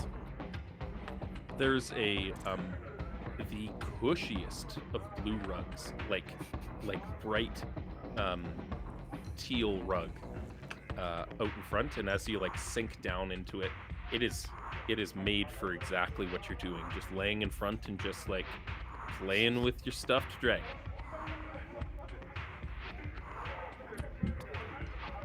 Yeah. Who's I'm just waiting for Agnes? Dave to have a breakdown. Agnes, how about you? Agnes comes in, and the others go away. It's hard to make a strategy with a group that runs before we talk. Although I do it too. Technically, I was just on someone's shoulders. I was sitting still. Yeah. So Agnes is gonna kind of take a look around and is looking for.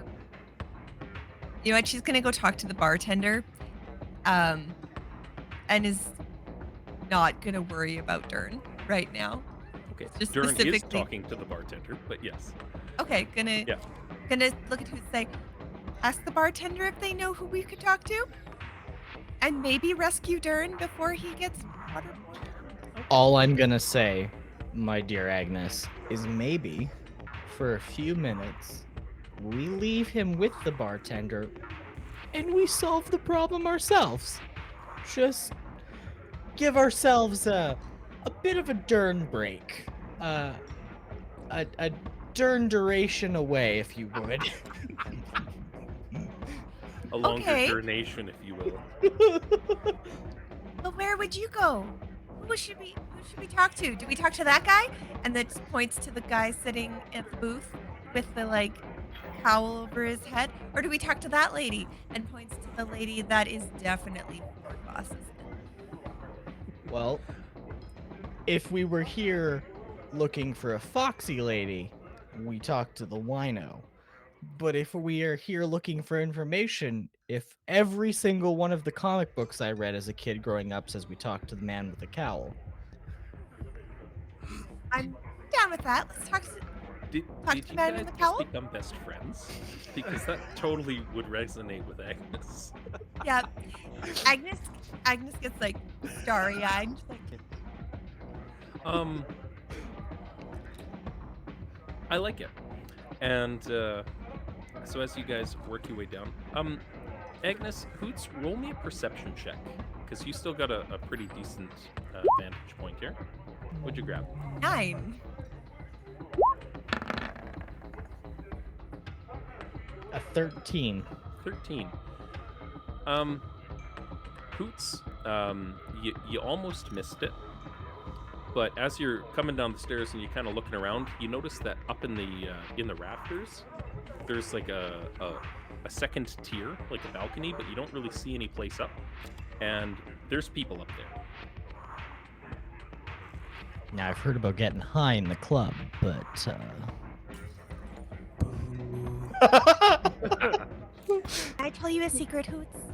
I But would love. You can't tell anyone. I don't want them to think that I'm not cool.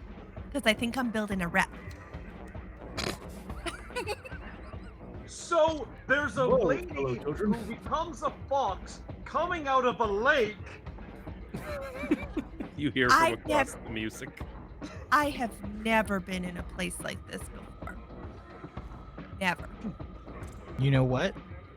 I'm not surprised. And all I'm gonna say is, everyone's first time is a little different. Just make sure you pace yourself if anyone hands you drinks.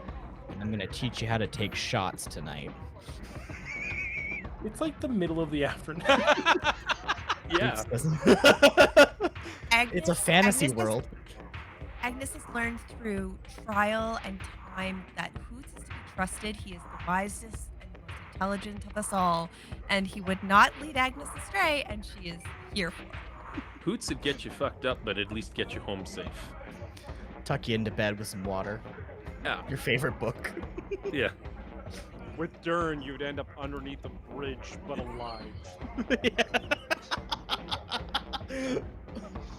You have interesting conversations that way. Exactly. Durn's whole motto, I know I've said it a couple times tonight, Durn's whole motto for his life is, but did you die? If you die. You know, I have that written on the wall of our gym, just over here in our basement. It's just got kettlebells made out of skulls, and it says, "But did you die?" It's very motivational. Yeah. Can we let's do the cowl man. Let's Alright, start yeah. there. And Hoots is just gonna call over to the bartender and be like, Yeah. 3 shots. 1 for each. He, you see this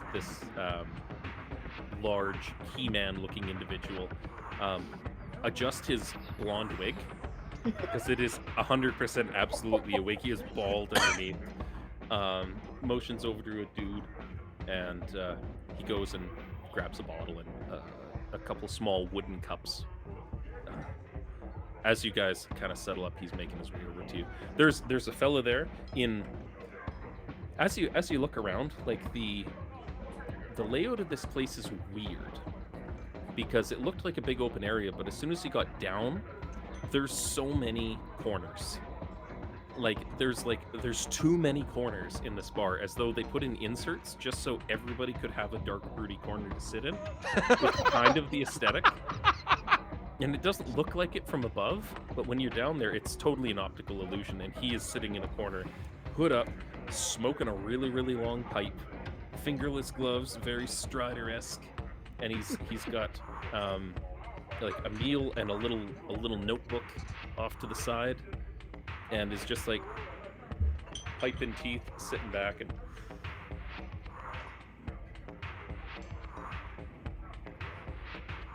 Hi. Okay, give me 2 seconds. I gotta complete this. Oh, all right. And he Well, that's blows- happening. Well, it's happening. What's he doing? He's getting Um, something to complete this, apparently. Something for Yeah. effect. Something for effect.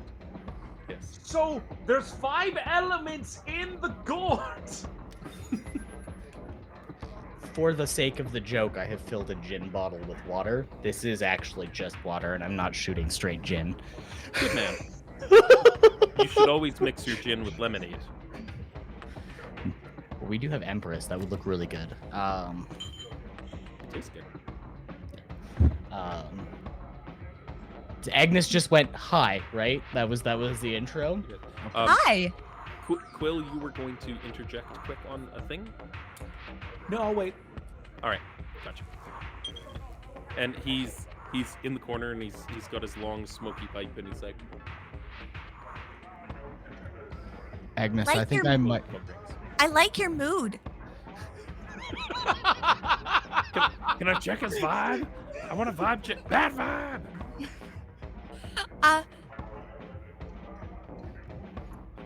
Hi. I like your mood. My mood's generally optimistic, and I think that you want a drink. And then he she looks- he looks imitates at what. you. He looks at Hoots. Looks at you and goes, I think so. Oh, Hoots, look, a friendly one. So, I was expecting. we're not a from voice. around here, kind of.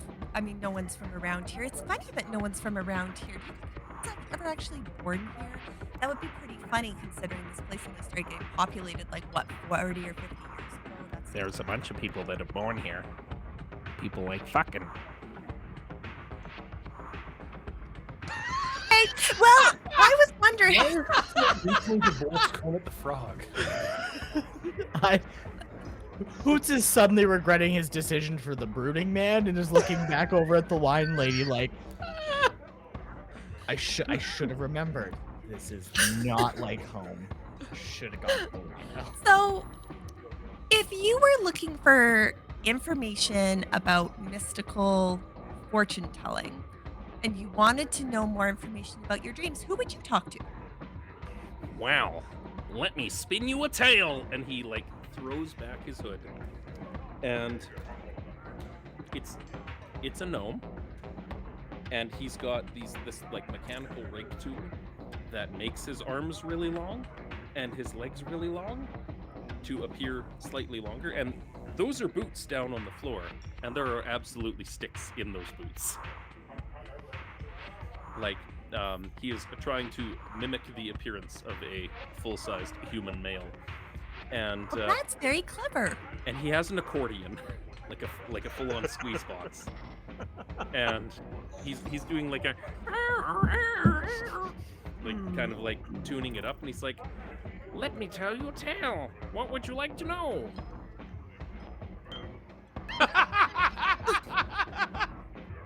Well, I was. This is Hoot's worst nightmare.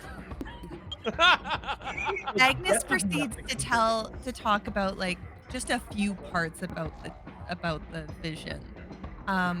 Specifically, says, "Do you know any stories about magic boards being guarded by blue creatures with red eyes?" They were balding like you! And he leans over, and he leans back, and he says, "We got a class 5 over here." And a man with a neck tattoo that goes like up to his ears that had dropped off Hoots's small wooden cups and bottle comes over with a pitcher of water and puts it down. He, like, makes some eye contact. He's like, "Honey, are you gonna be okay?" I'm always okay. I just go home and talk Okay. to my mushroom Tim when I'm having a bad day. Mr. Featherman, Mr. Birdman, help! He is noticeably nervous by the two strangers that walked up to him in a bar, and My name's seemingly Agnes. What's yours? did not offer him drugs yet. Buddy, I assure you, not only is she not drunk or high, this is tame. In the nicest way possible, she grows on you like the weed grows on Tim. Oh, Like a fungus. That's not a thing to be proud about. my name's Bitters. Go on. Yeah. I like hanging out here because the drinks are cheap. Say more. Well, in the daytime, people generally leave you alone if you look dark and broody. That didn't work this time, but I mean, occasionally if you're here on the weekends, people are like, the dance floor gets all like boots and cats and boots and cats and boots and cats, and you know sometimes it gets to be a little bit much, but I don't know. The proprietress is pretty nice, and yeah, as long as you're kind to everybody and you look after each other, it works out pretty good. But the right degenerate folks get thrown out on their asses because we don't take kindly to that shit here. And he cracks these like noticeably scarred knuckles. He is a 3-foot-tall gnome in a man suit. I need clarification. So you said that he's got like sticks on his arms. Is he cracking at the end of the sticks, or has he taken his hands out of the sticks? And it's actually He has like in throwing back his cloak, you see the sticks that are inside some like man-hand gloves here, and his hands are right here. There is not. I would like to preface this, Hoots. There is not a smidge of artifice here. Those are like contractor stilts in pants. Did you build those yourself? Yeah. Your craftsmanship is great. Question for you. We are looking for somebody to interpret the dreams of, and who just kind of looks across at Durn and goes, a man who believes he was talked to by an evil floor mat, and he has now been told to look for a fox lady by a lake. Oh. Well. I swear this is not drug related. I am a good dragon, not a bad dragon. You hear culling from across the, and like 4 people's heads turn the oh. And they're like, Now, bad dragon. now our good friend believes a god talked to him, Tiamat, and the. So you're looking for some like legit bard lore shit. Yeah, that's. Oh, okay. See, I'm more of a homemaker myself. I do things like and you see him kind of wave his fingers for a moment, and a rag starts like wiping down the table, where I feel like Agnes has probably had a drink or two, and maybe a little bit spilled, just a smidge, and he is beyond interested in this magic that he's performing. And it paying is very close attention. for the people playing at home.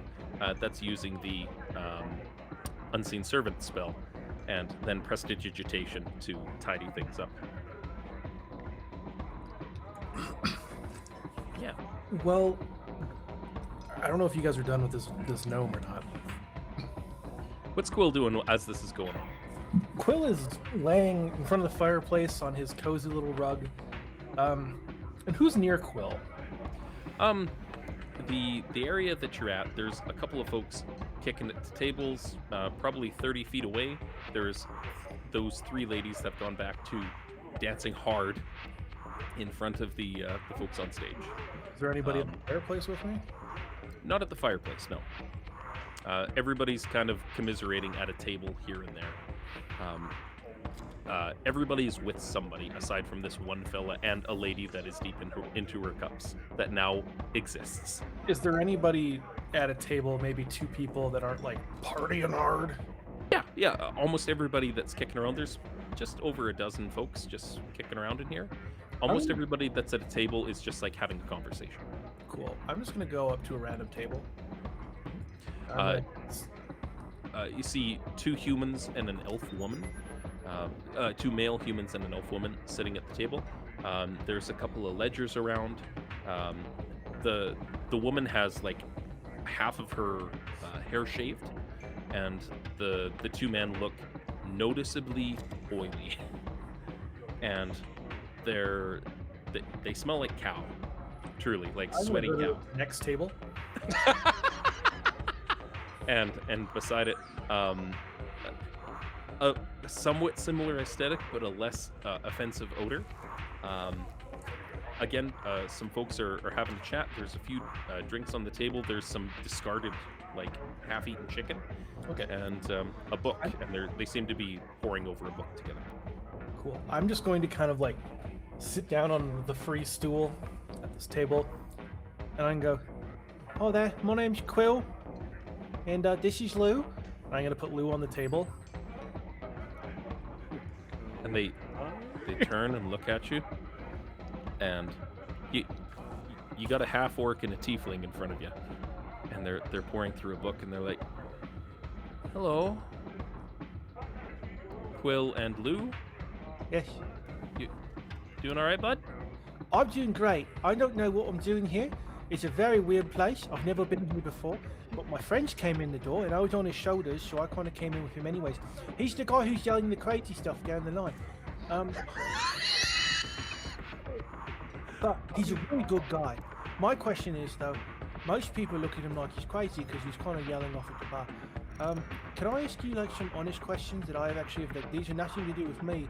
It's more for him, but more from like, you know, a third party kind of thing.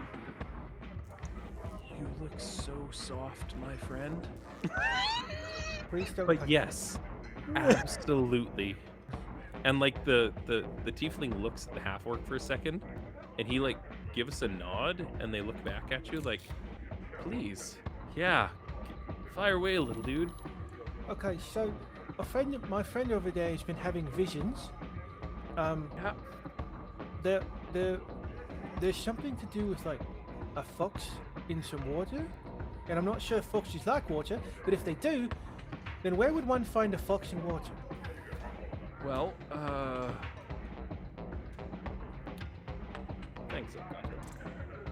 Well, I don't know about water foxes, little dude, but there's a creek called Fox Creek that feeds into our lake here.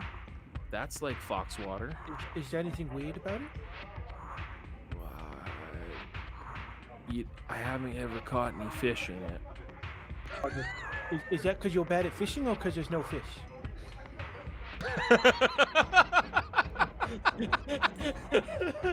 I don't know. It might. I think it's magical. Okay, next question then. That's good to know. Do you know anything about gourds? Like, he No, points to his own head. But the fruit. And I kind of like trace out what a gourd looks like. Oh yeah, with the monks and shit. Yeah, man. Monks? Okay. Do they have? Well, yeah, like monks always drank like booze out of them. They're like the old school booze jars. Well, can you bite them? I've never tried. Okay, so here's. I need to find where the foxes come out of the water, but there's also needs to be an unbreakable gourd. I don't know what to tell you, little dude. Like, I don't know where their gourds grow. Like, they're fruit, right? Yeah. So, like, a field or a forest or something? Okay. One second, and I like scurry away really quickly, and I come up to Durn, and I'm like, Durn, I got some answers for you. Come here, come follow me. All right. The bartender isn't really telling me anything except I should sit down, calm my breathing. The pitcher is like probably done at this point as Quill comes up. I've drank 2 pitchers of water. So Durn really has to pee. Yes. And comes to follow Quill.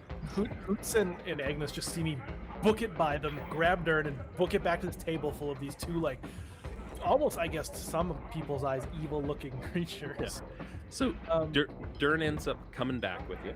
Yes. Greetings, friends. Oh, he's big, little dude. He's real big, but tell him what you said about the river. Oh, I well, go into Oh wait, was that to me or was that to them? For them. To them.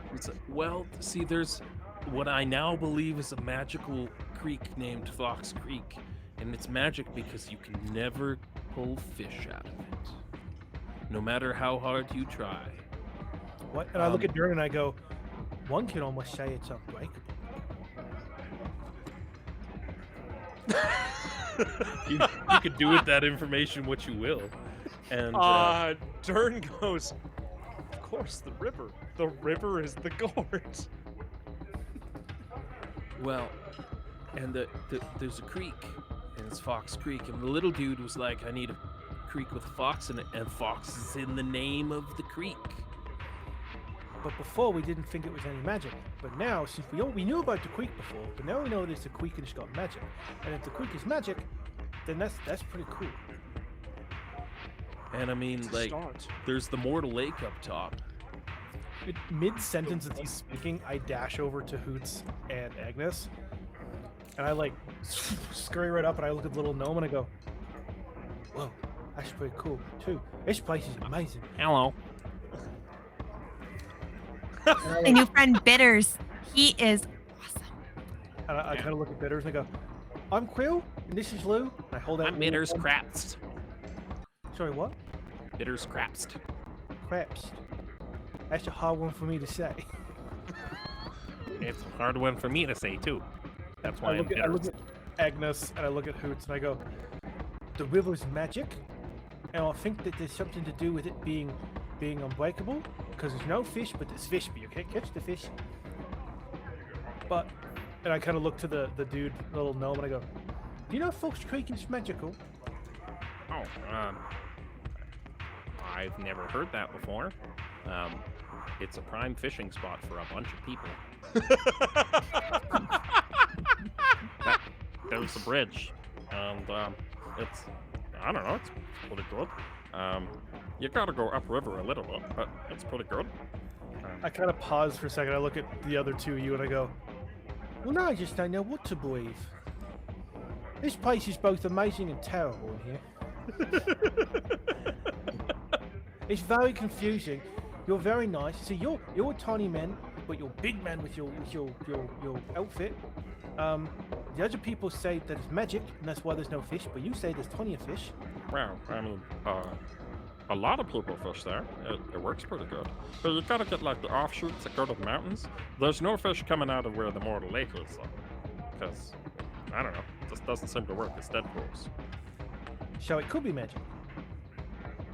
Or something's eating a fuckload of fish. I mean, I'm not a fisherman. I can't really tell you a whole lot, but like, you know, I'm no fishologist. I just And look over. he at noticeably struggles with the word because he doesn't know what it is. Yeah, I look over at Agnes and Hoots with this look on my face of like, please help me. I'm incredibly lost at this moment. Yeah. Bitters, I live in the Grove, and if you sometime want to come and for dinner, you seem like just awesome. So I think we're gonna have to go. Okay. But if you Thank ever you want for to the come for booze. dinner, oh, that's from Hoots. No problem. Okay. Hoots, how many cups in are you now? Like at least 4. Okay. I like it. Not quite Agnes- rolling con saves. Gotcha. Okay. So there's a non-magical magical river, and a dead pool, and a fox bridge. And we're just gonna go stand on the bridge and hope something happens. Durn is probably starting to get a little bit frustrated at this point because his questions aren't getting answered. He's with a bunch of You have people. very specific questions. My very and the- specific questions. The random folks that Quill left you with are like, okay, little. Yo, you're big dude. Big. We're gonna call you Big Durn. Yeah. Durn pauses, of course, and goes, "Yes, that works. Yes, Big Durn, like, you had a vision quest? yes. I'm Like- trying to find someone who can help me explain this vision." Well, have you talked to the bards? They know a bunch of stories, man. Who are the bards? Like the place, the lady that owns this place is one of the bards. She runs one of the bard colleges here. The people in the booth next to us think they're bards, but really, like, they're just dating and trying to write bad poetry. Like, she shaved most of the side of her head off, and it was a bad decision in this case. Sometimes it's really cool, but she tried to do it herself, and it was this whole big thing. And like it sounds like, and I feel like Durn's probably told them the vision already, Yes, he Like, has. at least a handful of times. At And least these 2 or these 3 times. random 2 people are like, well, if you've got a dude who was a baby and then became a man and then laid down, that's like the human cycle, man. That's what it means to be a person. That's what makes you immortal. Durn gets up, and he's like, 5? Level 5? Alert 5? We got a class, and a Class dude with a 5. bunch of neck tattoos comes over. He's like, "Are you okay, man? You all right?" I believe these gentlemen are class 5s. They might need some water. Oh. Well, one of them is a lady, so absolutely, they've gone a little far down the rabbit hole apparently. And he proceeds to look after them. Awesome. I then go to actually seek this bard now. Okay, gotcha. Durn, basically, you walk back to the bar, ask about the proprietress. Hoots, Agnes, Quill, still with bitters. I'm gonna go meet up with Durn. I'm gonna say I'm inviting bitters for dinner at some future moment. Making my way to the bar. Gotcha. He's like, "Thank you. That sounds really nice. I'll bring some wine." Yeah. Mr. Hootsman. Thank you for the drink. I'm so terribly lonely, and your company is most valuable, and I appreciate you not asking me 1,000 questions about my condition. What you do and how you deal with your life is none of my business. You have yourself a good one. And he opens up a notebook, just like in front of you, and you see all manner of horrific sketches of like the most phallic things possible, like the most degenerate sort of things that you could imagine. And he's like, "I should add feathers to this one. That's good inspiration." And a bleak. As we are walking away, Hoots leans over to Agnes and goes, "Do not, under any circumstances, have that man in your house alone with you." Agnes trusts Hoots implicitly and says noted, and makes a mental note to change the security protocols on the door with him. With Tim. And Tim is like, "Turn into smash and grab anytime gnomes come around." Gotcha. General no. General. Just Oops. gnomes. Don't trust General them. gnomes are okay, and lieutenant gnomes are fine too. Just not general gnomes. Just not general gnomes. Once you know too much at that point, you're too dangerous to let live. Yeah, I go ahead. No, I was gonna say, Durn, you inquire at the bar, and again, he walks back, he checks in with a thing, and as Hoots and Agnes approach, you are led upstairs. Or he motions, and one of the liquor cabinets opens up in the most just like bitchin' way possible. Like it's a light click, and it thanks Monstropolis. Yeah. And crazy caboose. Oh. And to Crazy Caboose. I didn't see the Crazy Caboose one pop up on screen. Thanks, Stream Elements. But as Hoots and Agnes and Quill join you, it's just as he dramatically, like, he throws back the towel that was over his shoulder, and it, like, flutters away. Nice. And he throws a switch, and a bookshelf full of just, like, fancy liquor bottles swings open in the most dramatic way possible. And he's like, gotta have a little, like, 37 pieces of flair, no matter what, in any bar. And there's a small, narrow staircase that goes up. Durn Takes one of the turns- pins off. Oh, sorry. Go ahead. Agnes takes one of the many pins off of her messenger bag and gives it to him. You're cutting a little bit for me here, Agnes. Oh, sorry, bad angle. Yeah, it's all good. He Durn, takes it and he puts it onto a little sash that he has attached to his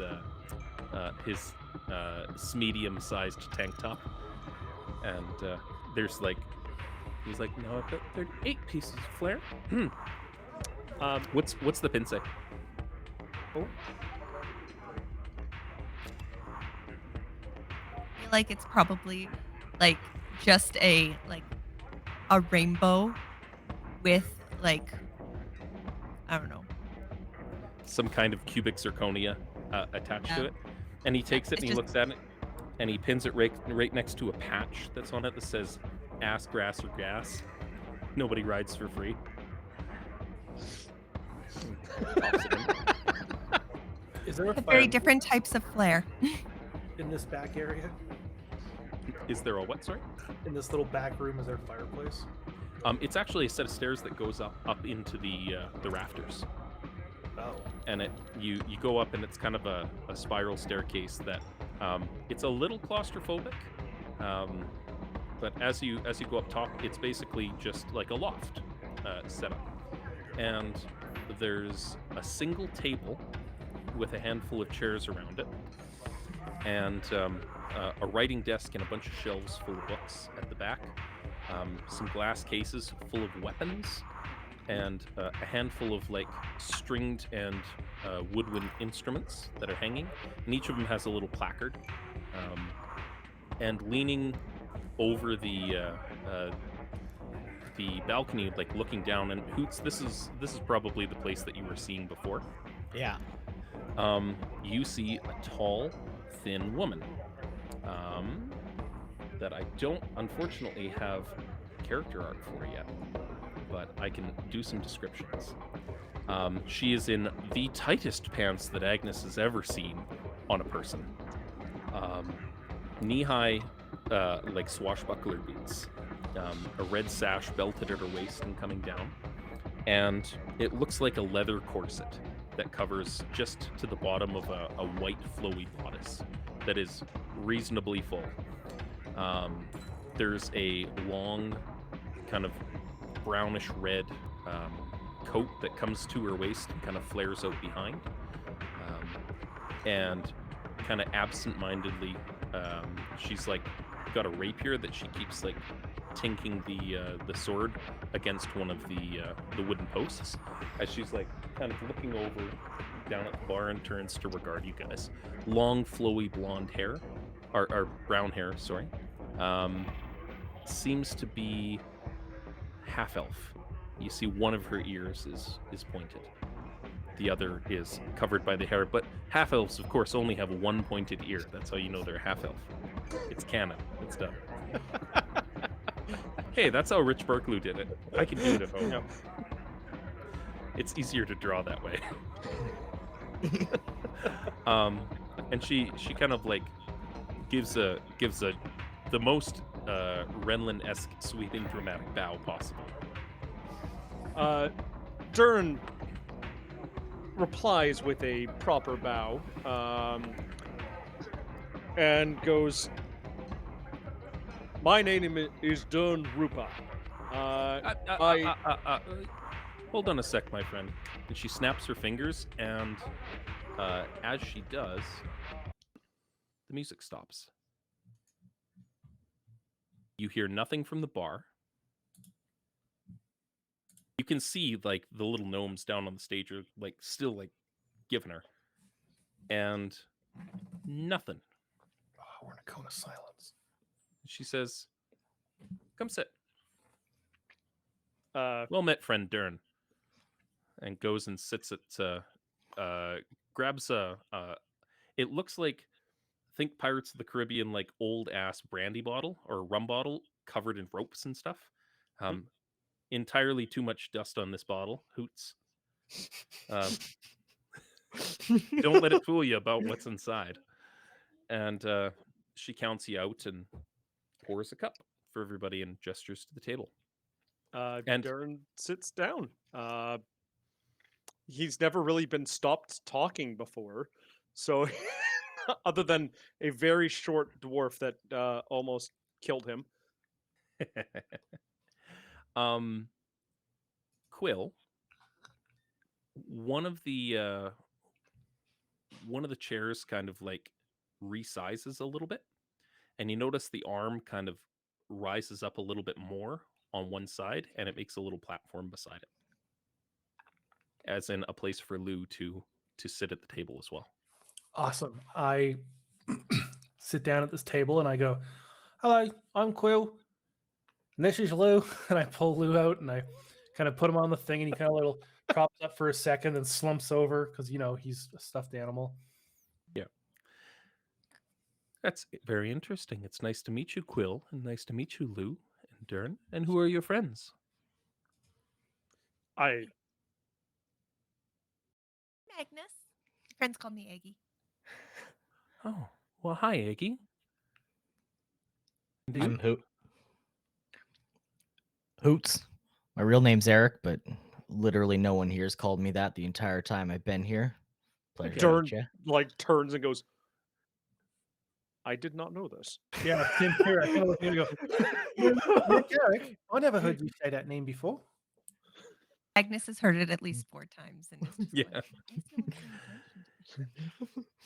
And she says, Her- my name is Benasha Hissim. I look after our misfits, so to speak. I'm a protector of stories and a logomancer at heart. How can I help you? Word is that you need some information about something maybe a little odd. And Durn looks left to right and goes, this isn't going to be considering me a class 5, is it? We don't judge here about what I felt people like I was thought. judged pretty hard down below. Somehow you've turned from Plankton into Ron Burgundy. I love it. Can we get that name one more time? Benasha Hissim. And I will throw it in the chat. It should be very hard for me to say.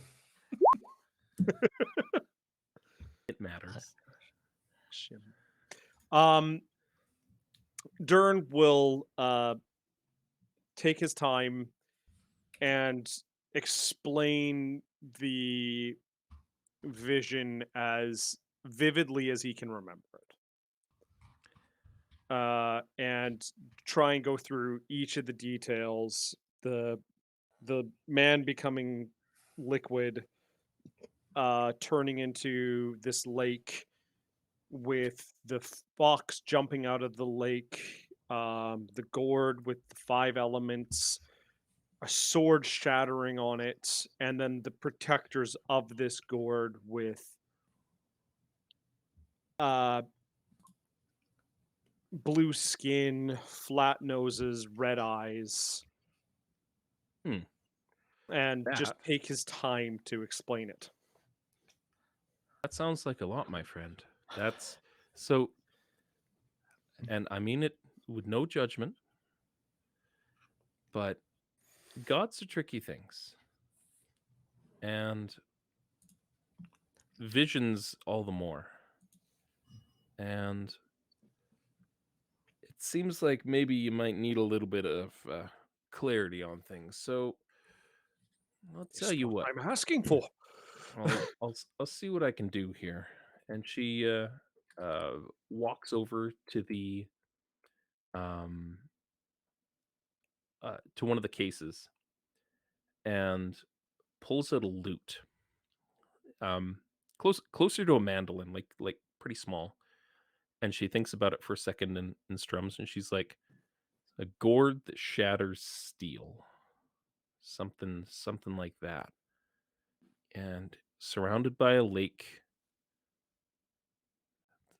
the mortal lake, and the foxes. All right, well, let's see what we can do. And you see her reach out to beside the cabinet and pulls out a small jar, and it's got a bunch of incense sticks coming out of it. Comes over and puts it on the table and lights it up with a finger. it's Hoots. You've seen this before. She just used prestidigitation as the spell and lights these incense, and she's like, "I apologize terribly," and kind of wafts it away from Quill a little bit because now it does smell like walking past a lush in a shopping mall, and lays out 4 ivory strips all around this burning incense and strums a chord, and the ivory strips all stand up straight like dominoes and turn to face her and then crumble into dust. And the dust kind of spins around on the table a little bit as she casts legend lore from her instrument. Oh. And essentially, she's kind of playing some lighthearted notes as she's working her way through this. 1 second. I might just have something for that because I am nothing if not a dramatic bitch, we'll say.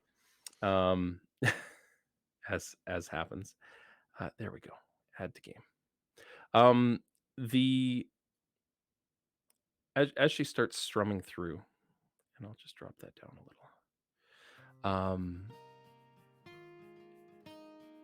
She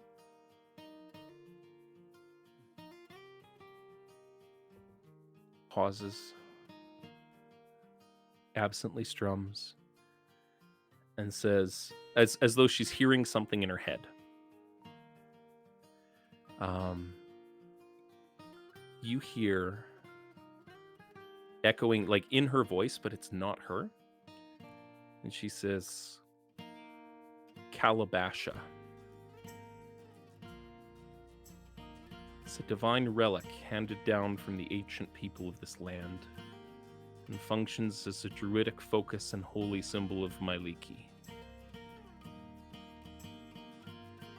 Was last known to be in the hands of a warrior monk who fell in a lake, drugged down by scaled creatures, and seems to be in the possession. I see a bright yellow eye, just a single eye. And she kind of like steps back and all of the incense burn out entirely.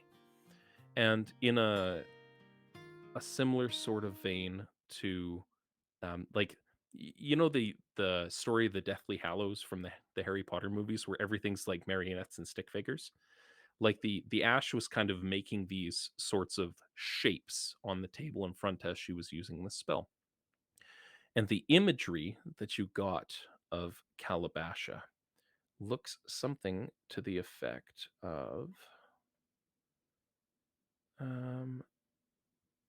bear with me a sec here.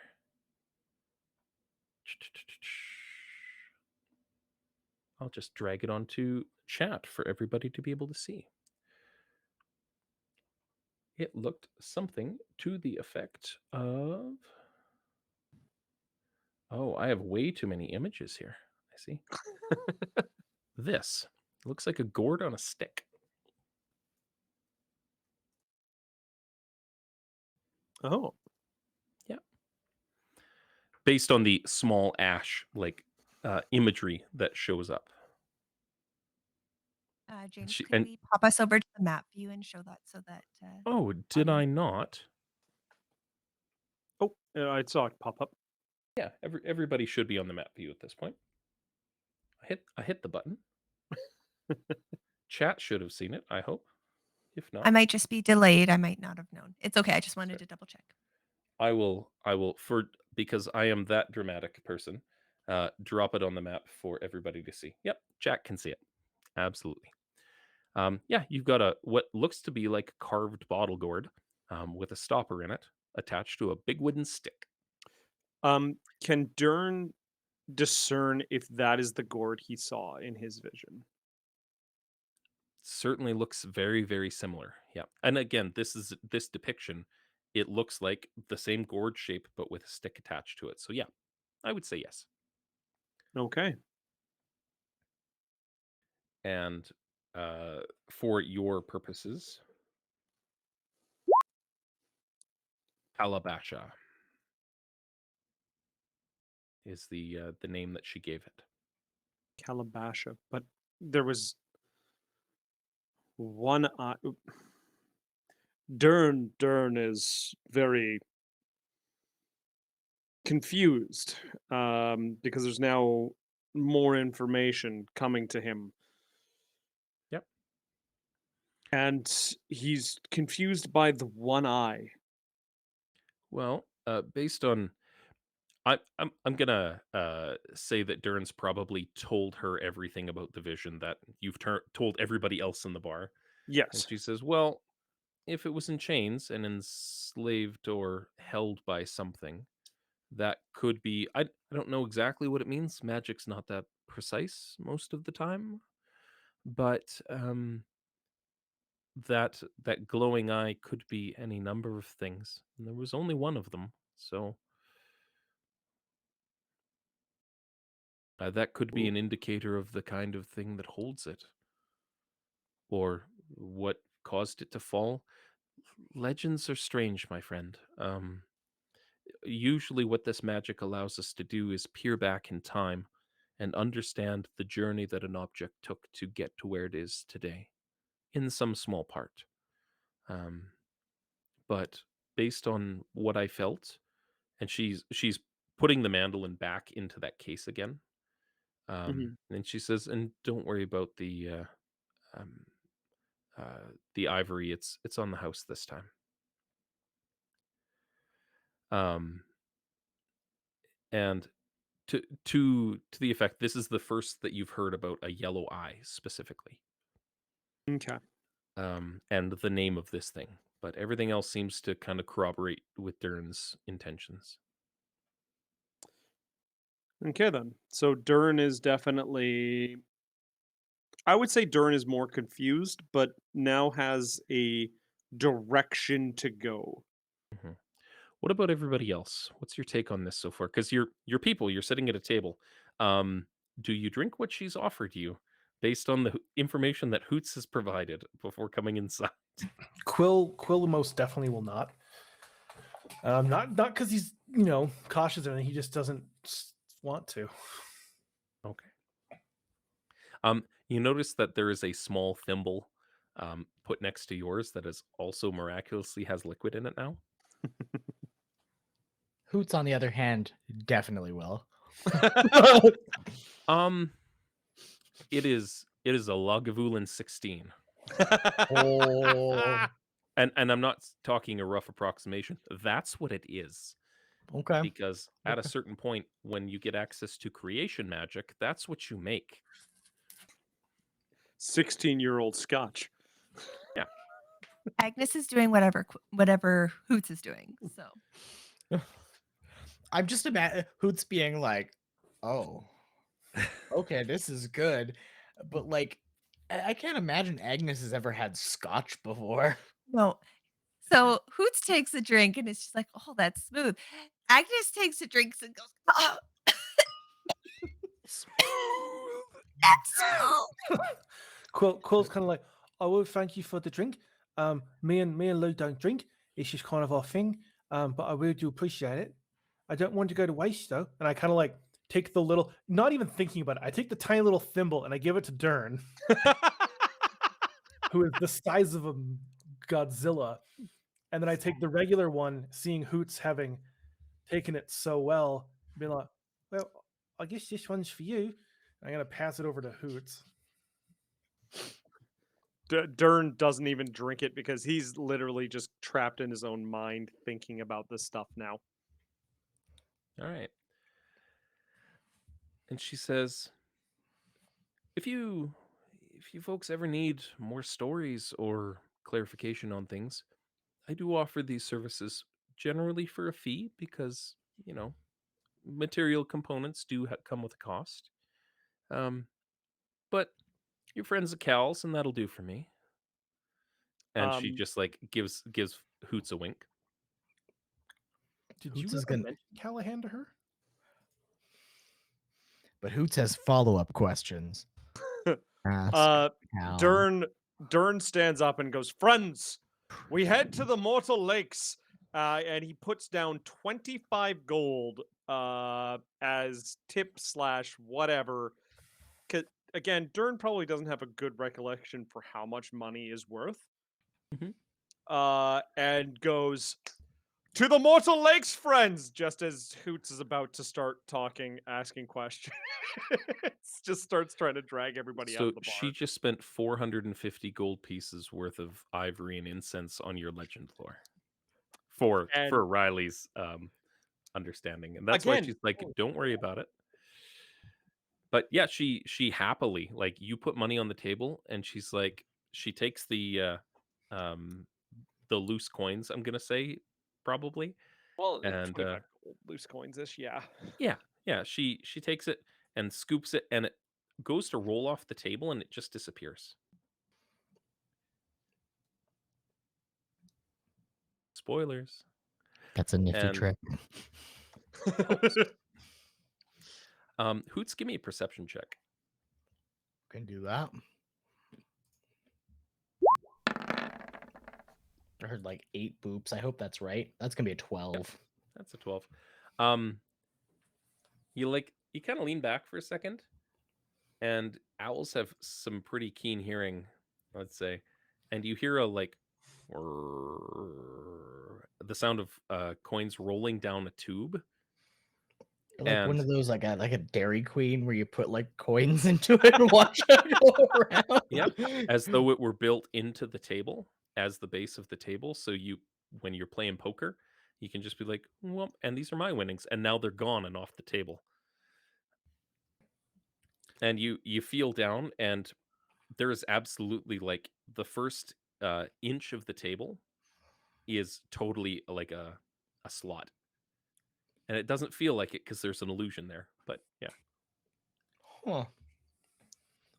Huh. Who Sure says is already follow-up questions, but has also definitely just drank 2 little glasses of very nice scotch and everything he drank on the downstairs. So I'm gonna he's need a Constitution saving throw, by the way, Hoots. You're you're in it just like a 10, just like a 10. that's a 24, a 100, a You- nat you- 20 24. You feel your beak flush for just a second, and you give yourself a shake, and you're like, I'm better than this, I'm from the country. And you're fine. You're rallied, you're good. So and she says, is there anything else that I can do to help? I think you Durn have. is already at the top of the stairs, goes, "No, there's not! We have a gourd to find! Come, friends!" She stands up and she leans over the table, and it's if you didn't know any better, it might look suggestive, but it's literally just the form of apparel she's wearing, and she says, I like that, man. He grows do on we. you. And reaches over and like drinks Durn's drink. Well, Waste not, want not. yeah. But- I gotta read this to Benasha. It has Benasha. been, or no, Miss Hesem. Mhm. I gotta try that a few times just to get it right. It's Hesem. it's been a pleasure. But we're gonna go keep up with our dragon friend, and when we come back, I have some questions about Callahan, and I hope maybe we can sit down and talk. You might. As we're walking I- away, I audibly kind of say, I'm looking over Hoots. I'm like, it kind of seems like you have a question, huh? Quill, you keep out of this. I turn back to her as I'm walking downstairs and go, again, I really appreciate the drink. And so does Lou. We won't forget that. Bye. We'll have something suitable for you next time, my little friend. Appreciate it. And she collects up the cups and doesn't see you down as you guys make your way out. Yeah, and she just says, I'm always up for a drink, and goes and puts the bottle away, and as you descend the stairs, disappears from sight, and to your ears, they are now assailed once more with unts, unts, unts. Yeah. So, once we've exited, Agnes is going to. So Agnes really loves stories, and she loves myth. She loves myths and things, and she's kind of like, so, what did we learn? We learned that a man fell down and became a lake. The fox jumped out of that lake, and then a scaled monster dragged him down, and there was a single yellow eye. It sounds very aware of nature and is very much like, that sounds like a map. Sounds like directions.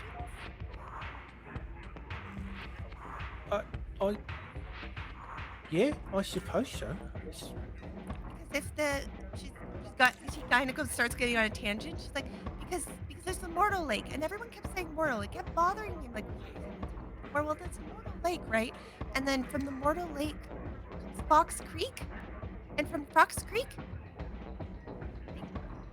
but I mean the lake. I know we're not supposed to touch it, but I haven't seen anything weird about the lake.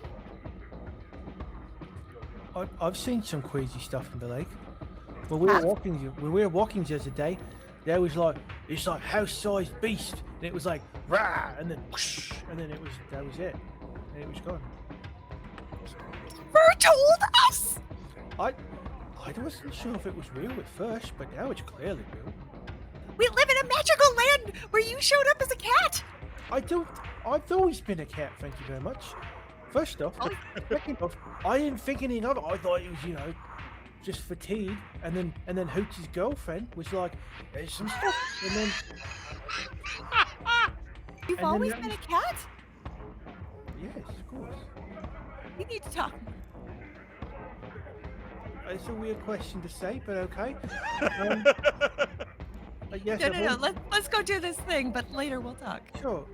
But yeah, no, there's this like crazy big thing, and it's not the only one I've seen. You can see them sometimes. They're not hidden. It was like, "Wah," and it's this whole thing. Even loose shot, and his eyes are made of marbles. Agnes turns to Hoots and goes, "Why did no one tell me about this? This sounds amazing." About the giant fish? Hoots has not been paying attention, by the way. Or about Hoots' girlfriend. Durn is shouting from like the entrance of the Yeah. place. I really like how the start of this was like we're going to the den of depravity where it's like there's a bunch of like dirty bards, and within like 15 minutes Hoots is in love. You've never been to a small town bar before. Listen, the pretty lady gave me scotch. She's already like pretty good in my books.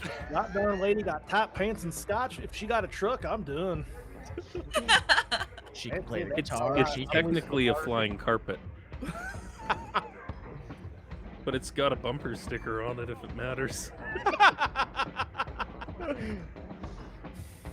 So, do you guys stay in here or do you make your way outside where you can hear yourselves think? I'm very ready Outside. to leave this place. We're right. leaving. Durn was already at the door when he was shouting back. All right.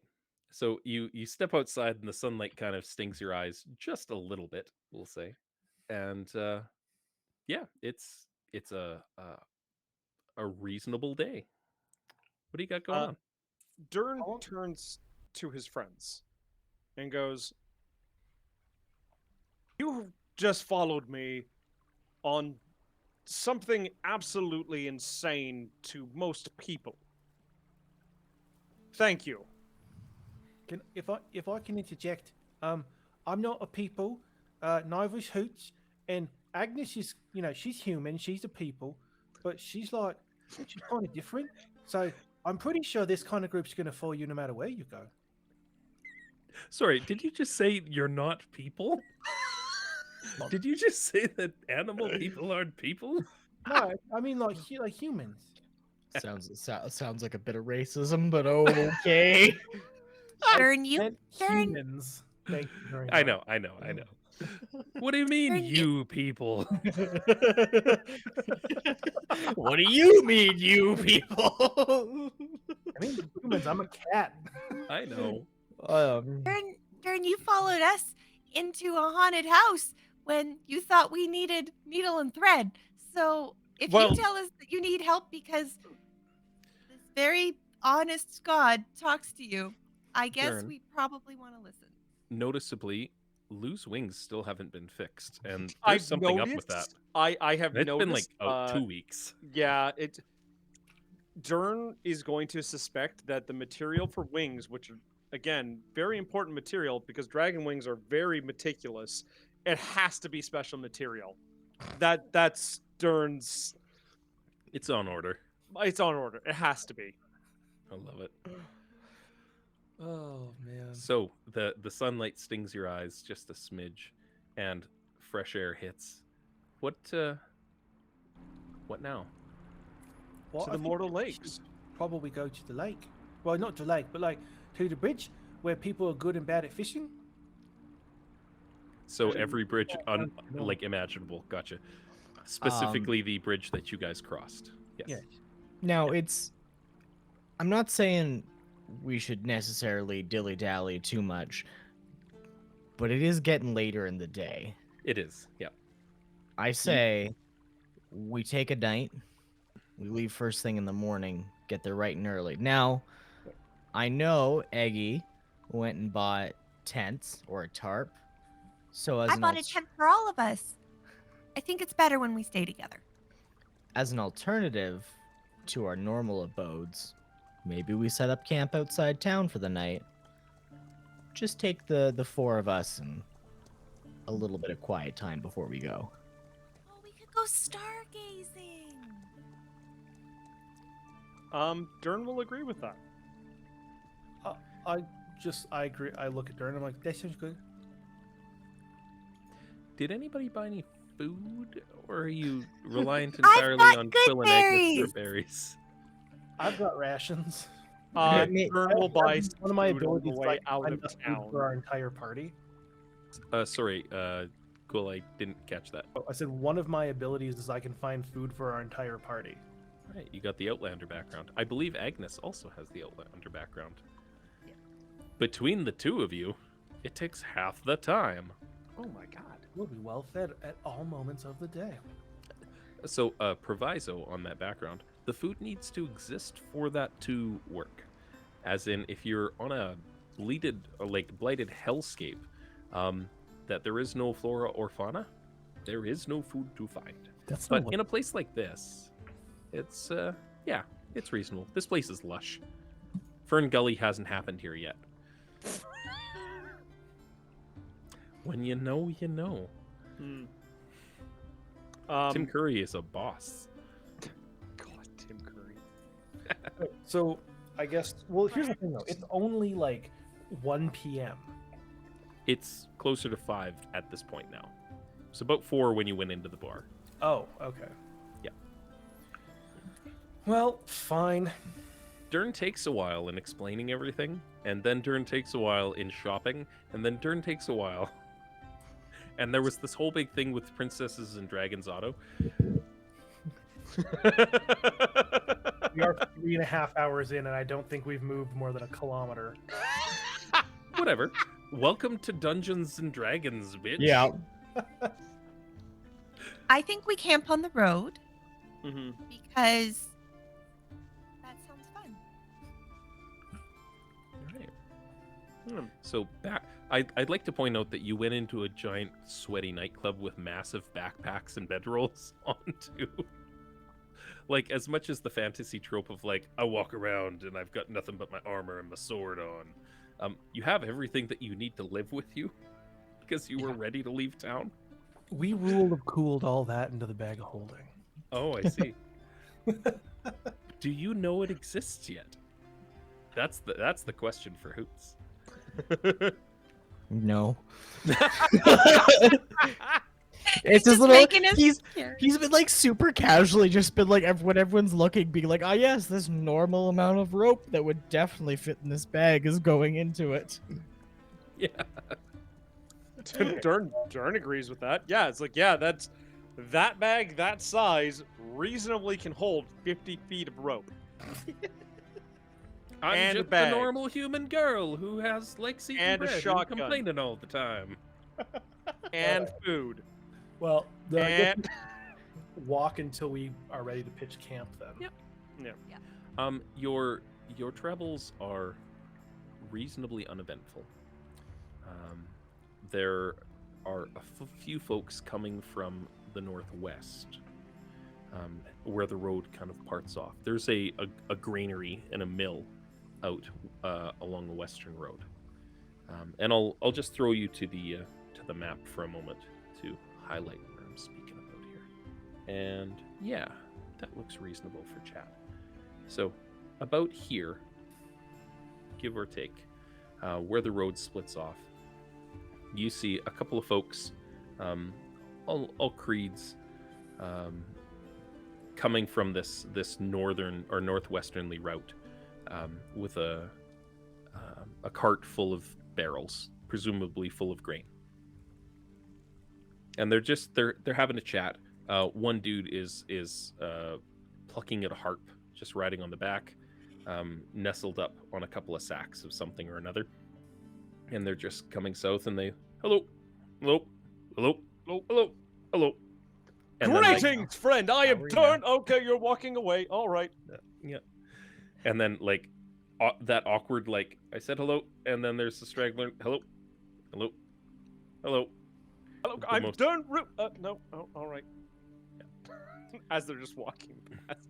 Try and go through my whole name as they're walking past. Silvered light, massive. Massive height. Gigantic hope. Durn's a little disappointed. As they're coming in, passing you guys, if there is anything that you'd like to quickly ask of them as they're on their way, the wagon's not stopping, but you could totally like walk along with it, if that's something that you wanted. Excuse me, Durn Rupta, quickly As you asking, walk backwards. how do I get to Mortal Lake? Don't go through the woods. That's a good way to die. If you head to where Fox Creek goes, if you follow up the creek, there's it's a little rocky, but I mean you can do it. There's technically two mortal lakes. There's the one that feeds the river, and then if you go up and back, there's a second lake up there that fills everything. But it can be a little bit sketchy and dangerous. So we don't camp up there. People don't generally go up that way. There's a few folks went there and never came back, but that was a long time ago, man. Like fabled stories of legends, so like 30 years ago, back in the olden times. Durn nods and thanks them, and relays the information to the party. That sounds like a place where a warrior might have been dragged down. We were Zach- told about a myth. 30 Sounds like years we're going- seems like a myth. Well, I mean, like, if you think about it, what's 30 years ago put us back? 1992. Oh, yep. Like that's just shy of Nickelback becoming a band. Listen, I play this game weekly for fun. I don't need you dragging me down like that. Pogs. To be fair, though, they're based out of Vancouver, and it makes sense. So, and all of our followers have left us forever. So, yeah, you carry on the road, and you're chatting amongst yourselves and working your way up. What's that look like? What's that sound like? Durn, probably just up ahead. Durn's probably thinking more to himself as he's more to himself as he's going through the vision and everything in his head and all the new information, and just kind of quietly just leading down the path. That's what he's doing. You, as you're lost in thought, hear this. Durn, what is on your mind? I'm just When he like commits to a bit, he commits to a bit. I will give him that. racing back and forth. Just like super bored with what's going on. Just like back and forth. And I kind of stop in front of you and I'm kind of walking backwards with you. Like, I'm going quick because you got big legs. Yeah. I'm not sure. You look really sad. Why do you look so sad? It's not sad, Quill. It's contemplation. A skill that I've been told I must practice. That sounds very boring. It is. So why do it? Durn actually pauses for a minute and goes, I'm not sure, but it's to understand what vision has played before me and what it means to me. And why me? And Okay. Durn becomes lost in that thought again as his eyes kind of just glaze over a little bit as he continues walking. I go, well, okay, well, that's fair. I'm going to listen to you think, and I'm going to jump up on your shoulders.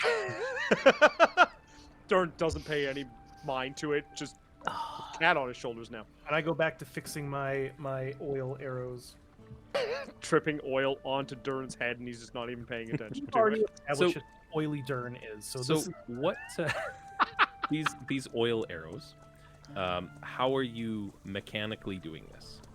Are you wrapping cloth soaked in oil around them? well, I'm not that smart, so I'm wrapping it in cloth and then I'm pouring oil over it. Okay, so gotcha. Are you proficient in? You know what? This is just like creative engineering, so I'm gonna call it Tinker's tools, for lack of a better thing off the top of my head. Do you have any tool proficiencies? Left-hand side of the character sheet.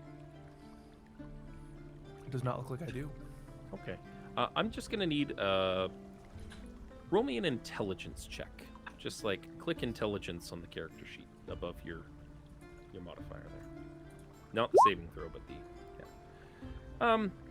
It goes about as well as you'd expect. And how many pints of oil were you planning on using for this? Just one flask over 5 arrows. Okay. Based on the roll, and you're like trying to do this as Durn is walking.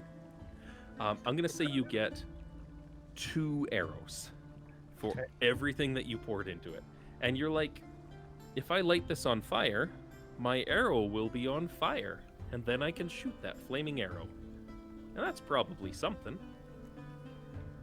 You might also light Durn on fire. Depends. I bought 2 flasks of oil, so I've got an extra one if needed. For trying it again later or whatever. This is kind of your first time trying to trickify some arrows, so to speak, and upgrade your arsenal. It goes about as well as you'd expect. You're like, I am fairly confident that this will be okay. My thought process was partially for damage, but partially for utility, because I remember Durn can't see in the dark. Mhm. And I figured if ever needed, and it was just me and Durn, I could like light an arrow and shoot it, get a little bit of light. Okay, yep. That stands to reason. And ideally, there's no environmental impacts. Anything for my best bro. Hoots has watched this entire endeavor and been like, I can definitely do better. But I kind of want to see what's going to happen first. Back of Durn is covered in flammable oil. Yeah, that's just it. He's like, something good's gonna happen. I can feel it, but Durn might be lit on fire. I The arrow might If be the on chil- fire. If the children don't try, they don't they never learn. Thanks, Mom and Dad. Meanwhile, you have excitable child and dumb child. You're not dumb. Yeah. Just dumb. Well, all right. On the count of 3, say what your intelligence score is, Quill and Durn. Okay. 1, 2, 3, go. 10. 10. Well, all right then. Suck it. Did we just become best 16. friends? Okay. Well, tell me what your wisdom scores are, baby. 10. Yeah. Oh no, 16. Oh no. Yeah. Yeah. Well, I got a 14. Agnes is very distracted as she's walking. Okay. She just keeps staring. So the walk up to Fox Creek brings us along the edges of Lake Arneson. Arneson, and Agnes is basically just watching the water. I kind of come up behind you in your ear, and I tap on your shoulder with my tail on the one side where I'm not, and then from the other side I go, "Guess where the big thing was that was the size of a house?" And I just kind of point out into the water. It stands to reason that Quill has to jump to have that happen too, given the size difference, but absolutely. So Yeah. it's like whisper. She is a fair bit taller than you, but I like the imagery of that of Quill just being like, "Nyeh, stop." Yeah, I'm like, this is where the big thing is. How bad do you think it would be if I put a fish in the water? I can put a fish in the water, and if I put a fish in the water, I can see through the fish, and maybe I can see the things in the water. I really want to know what it looks like. What do you think, Quill? Should I put a fish in the water? You should try putting a fish in the water. You never know what might happen. It might be something really cool. Or, Hey, or something absolutely terrifying. both. Both is good. Both is good. I would prefer if there was nothing terrifying that happened. Personally, I don't quite like the big stuff. But if you're going to do it, don't stand near the edge. Durn's big, you're kind of big, but like I don't think you can wrestle a fish. No, I can make friends with the fish. Agnes, are you going to do the thing? Oh dear. I'm going to turn to Hoots. Be like, "Hey, Hoots, I'm going to cast a fish into the water. Can you hold my hand so I don't fall down? I won't be able to see anything. I mean, I'll see things, but I won't see you. Where are you getting this fish? I can cast a familiar, and one of them can be a fish, and I can just put the fish in the lake, and then I can see through the fish, and I can just go in the lake." I'm just picturing like you like conjuring this fish from somewhere, and it's like, "I'm being chosen," and you're like, "Hi." I like. You know those salmon torpedoes? So Agnes doesn't give Hoots much of a chance to say anything. Just says, "Hey, hold my hand for a second." And then I would like to cast Wild Companion Yep. as a fish. So you extend a use of your wild shape to cast Find Familiar without any material components required. And it is a And- fae instead of a beast. It is And a it fae, only and lasts it is for 2 a hours. Oh, Yes. sorry, 1 hour. 1 hour. 1 hour, and it is a. There's a specific fish in the spell somewhere, but a quipper. It's a Sure. fish. It's a quipper. I like it. Okay, good. Yeah, Hoots is 100% just gonna like hold his arm out so like Agnes can hold on to it the entire time. This is. I Do you cast the fish, and I look through the fish. I like it.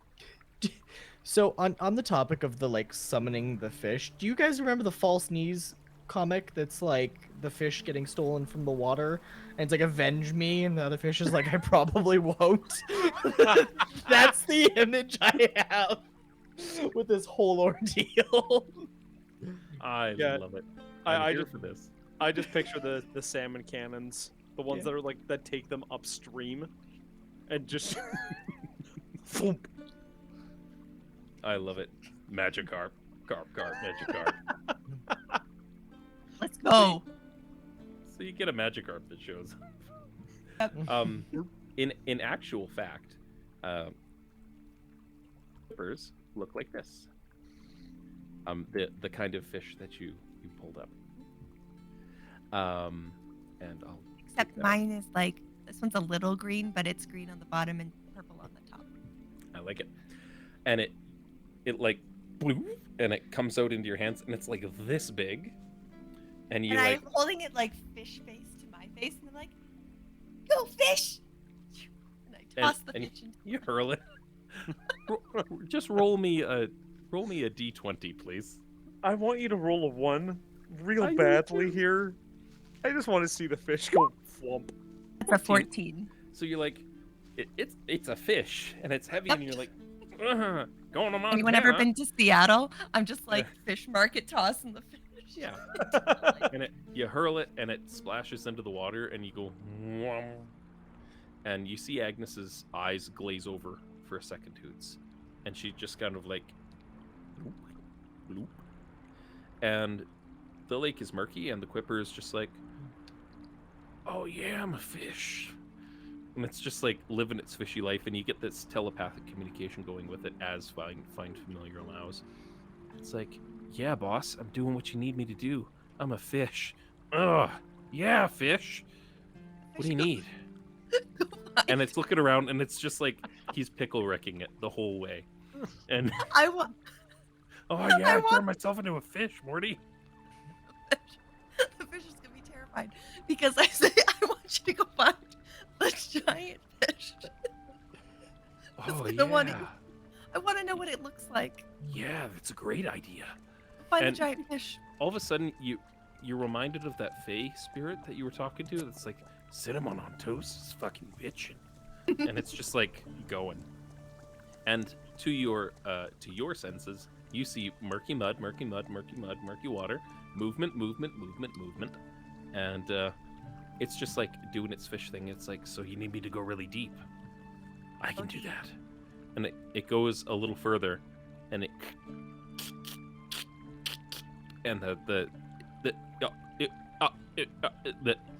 the messaging starts fading out a little bit, because Find Familiar is a very specific kind of spell when it comes to ranges and distances and all of that jazz. 100 feet, isn't it?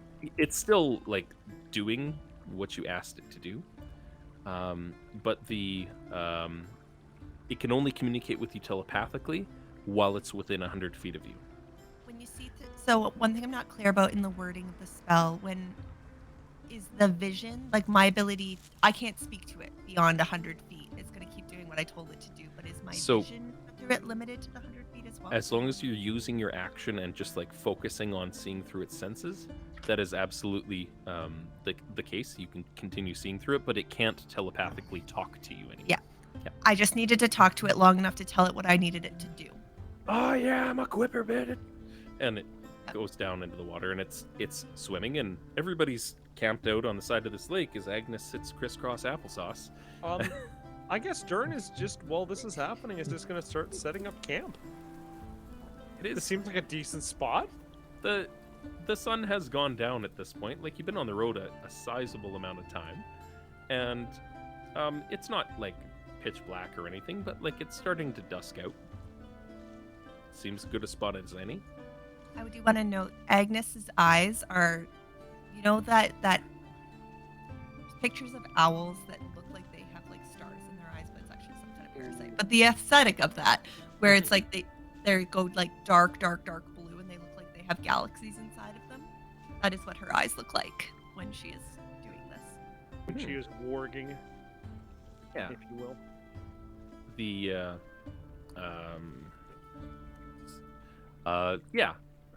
What's it called again? The blind eye owl.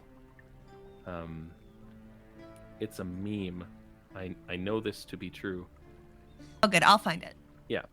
For the audience's sake, Agnes's eyes look like this. Oh, yeah. They get glassy and marble-esque. So that's the thing. Yeah. So Durn sets up camp. Your Quipper goes and goes and goes and goes. Roll me a stealth check, just a d20.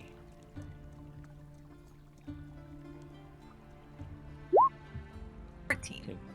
It's fishing along, and everything's okay. You're looking through. You see. So you see kind of what you would expect snorkeling in a lake, right? But it's going deep, deep, deep, deep, deep. And I will say nothing harasses the fish based on the stealth check of a 14. Give me a perception check using just a d20. Not using your senses, you're using its senses, as per the spell. 11. You note a couple of things from where it's going, and it's approaching the end of your hour as it's like going deep. There are some really, really big shapes off in that direction, multiple big shapes, and they don't look fish-shaped. But you're too far away to tell. And off in that direction, it looks like people shapes swimming, but you're really, really deep in the lake. And what do you want Picky Ricky to do? I wanted it to swim until I could see creatures. So I guess I just have it keep swimming towards the non-fish shaped fish thing. All right. It starts working its way over and working its way over and working its way over. And you see this like inky looking black blob floating, and it like leans forward and it jets, or like sucks water in and it jets forward, not unlike how octopi do. But it doesn't have any tentacles. It looks like if you stitched together a dozen big black contractor bags, and it's just like ribbons of black plastic, and it's shooting its way forward, and you see it kind of like, it doesn't have a face so much, and it just kind of rolls, and you see one of the tendrils reach out, and your Quipper goes dark. And this thing is probably, give or take, the size of a house. And Picky Ricky is gone. Told you. Blink, come back. Be like, well, that lake is deep. What's for supper? I've been like silent for an hour, like a solid hour. I kind of turned to her and I go, "So, did you see the thing that's the size of a house?" It looks kind of like a trash bag. We should probably clean the lake. But What's a trash bag? Quill, yours decidedly did not look like a bag of trash. Yours looked like a giant manta ray. Yeah, I kind of make that distinction. I'm like, it's not a bag of trash. It's like a big old flat fish. I see know a anything like trash that. pile. But where I else saw- did you see? Grouping of trash. I saw people-shaped Scrap. things, and I saw a giant trash There was- bag there bigger was than a house. people. There's people in the water. That's crazy. You didn't recognize any of the bodies, did you? What are you trying to hide, Roots? Entirely different joke, but that works too.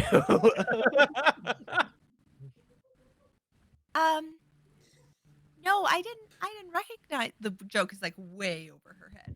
She's like, no, I didn't recognize any of them. I decided to go towards the fish, with the fish. But now I want to know about the people too. Gosh, there's a lot of mysteries here. You can always throw another fish in the lake. I can, but it really only lasts for an hour. I don't think that it would get any farther. Get Durn to throw it. He could throw it a little farther. Durn, do you have a fish? Do you have any New kind of episode name, Pitch and Magikarps. would just build like a giant catapult? Yeah, Catapult. Durn is just like, why Salmon would you cannon. waste Why would you waste a bag to hold trash? Why would you do this? Because there's mounds of trash. There is literal mounds of trash. Literal mounds of trash, yeah. Okay, well, I think that that's not something we should mess with. If there's people that far down, then well, they should probably just stay there because that's a little terrifying. I come from their stories of people who are half fish and half human. Wouldn't that be wonderful? Oh, sure. Would I know what merfolk are? You know, given that Quill has no understanding of even basic religion, I would say that obscure knowledge would be a pretty high DC. Can I get you to roll me a history check, please? Haven't. You know what? 3. So Quill does not know what merfolk are or their lands or anything of that nature. About the best I could give you with a history of 3 is that you're a cat, and that Hoots is a bird, and that Durn is a dragon, and could there be a person who's a fish? Maybe. That's fair. That's what you get, man. That tends to be the extent of my knowledge towards these sorts of things. You've never met one yourself, so yeah. I'm gonna kind of pipe up and I go. So there's a real big fish, and I used to hang out with giants back in the day, and this thing was like a big giant. So like, a giant wouldn't even want to fight this. So Durn certainly shouldn't try and fight the fish. So I don't know. I think we should probably leave the fish alone for now, until it becomes a problem. And when it becomes a problem, then we send Durn to fight the fish. I'm fighting what? The problem. I'm fighting what now? Nothing. You're fine. Don't worry about it. Durn has since come back with 2 full-sized saplings to use as anchor points for your big old tarp tent shelter. Hoots, will this do? Yeah, 10 for good, buddy. That'll work. You've got 13-foot tall saplings, one on each shoulder, and it's basically just thin jack pine, but it'll do the trick. And with the steady hand of an outdoorsman, Hoots takes these 2 bendy trees and plants them, stakes them down into the ground, and bends them over and ties them into a U, and you get kind of a half shell coming out behind it on this massive tarp. That it's just good sense to have set up. It's not a matter of inclement weather or anything like that. That blocks the wind, does the trick. You settle down for your evening meal, talking about fish and giant fish people, and Durn fighting obscure monsters in the night, just setting him up to be the big damn hero that we all know that he is. So now here's a question. I have memories in my life previously, right? Mm-hmm. Absolutely. You remember everything about your old life. Okay. Durn is going to go to start telling tales of his home, Eberron, as a way to kind of pass time and kind of give this more definitely over-flourished story about the dragons and those born of earth and those born of sky.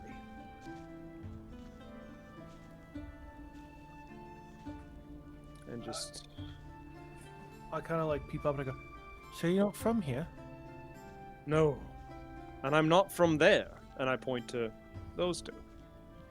But your world sounds intriguing. Well, it's not my world. What is your world? To be fair, I'm not entirely sure. I don't remember much from beyond when I landed here. So it's kind of if I had to say, it's like All I remember is when I was like a really little kitty. There was a thing where I was always had a place at the table, and there was always food, and everyone would call me a little dragon, and that's kind of all I really have from all that. Is I'm a little dragon. That's about it. It's not a lot, but it's also like I know I was very loved. I know for sure I was very loved, because how can you not? Have you met me? I'm very loved. All I know is that this was Lou. I've had Lou since I was born, and I've been called Little Dragon or Quill, whichever you prefer. And yeah, that's about it. Well, it's about I think 4 years. The first year was very weird. I live with dragons, and that's kind of where I got used to like. It was kind of like what my brain was used to, from what I remember. It was like real big people and little me, and then from there I moved in with everybody else, and that's kind of where I started learning to speak properly, and go from there. I do speak some dragon, but it was not really my thing to do, to like speak a lot. I'm fairly new to speaking. I've only been speaking for about 3 years, so yes. That's about it. I'm pretty simple. There's nothing. Well, you simple are many about things, that. but you are not simple. Well, I appreciate that, because I didn't want to sound cocky, but I've got the heart of a dragon, so I'm a little bit more than just simple. But people give me a weird look when I say I'm not simple. So And like the fixation of a 4-year-old. And It is on point. It is on point. That is exactly how a 4-year-old fixates on things. I love it. Durn's tale of where he's from, because you can do this or I can, Riley. Your choice. No, you know what? I like Eberron. I don't have a full knowledge base That's of it fair. because I'm still reading into it. So the gist of what Durn gives you, based on what Durn knows, is according to myth, Eberron was created by 3 progenitor dragons, 3 great dragons, named Eberron, Sybaris, and Kyber. They clashed with each other over their creation. Kyber killed Sybaris before being defeated and imprisoned by Eberron. And it was such a cool battle that they named the whole place after him. Like you do, is, I feel like, the thing that Durn would add in there. Yeah, so something like, and of course, the plane was named after the great dragon and his battle with their siblings.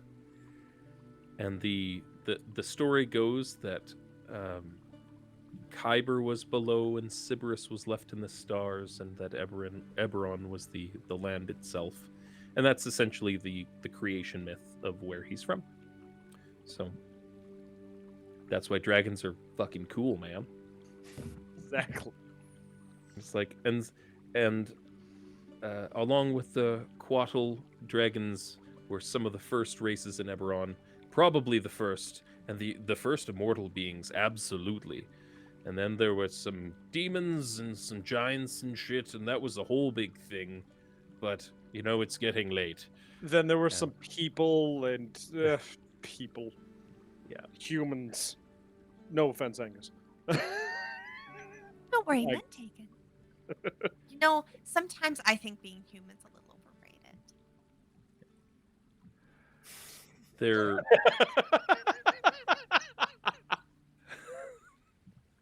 sometimes. With that, I think everything kind of pans away as you guys are sitting and laughing and telling stories around a sensible fire and looking up at strange constellations and stars, and it zooms out, and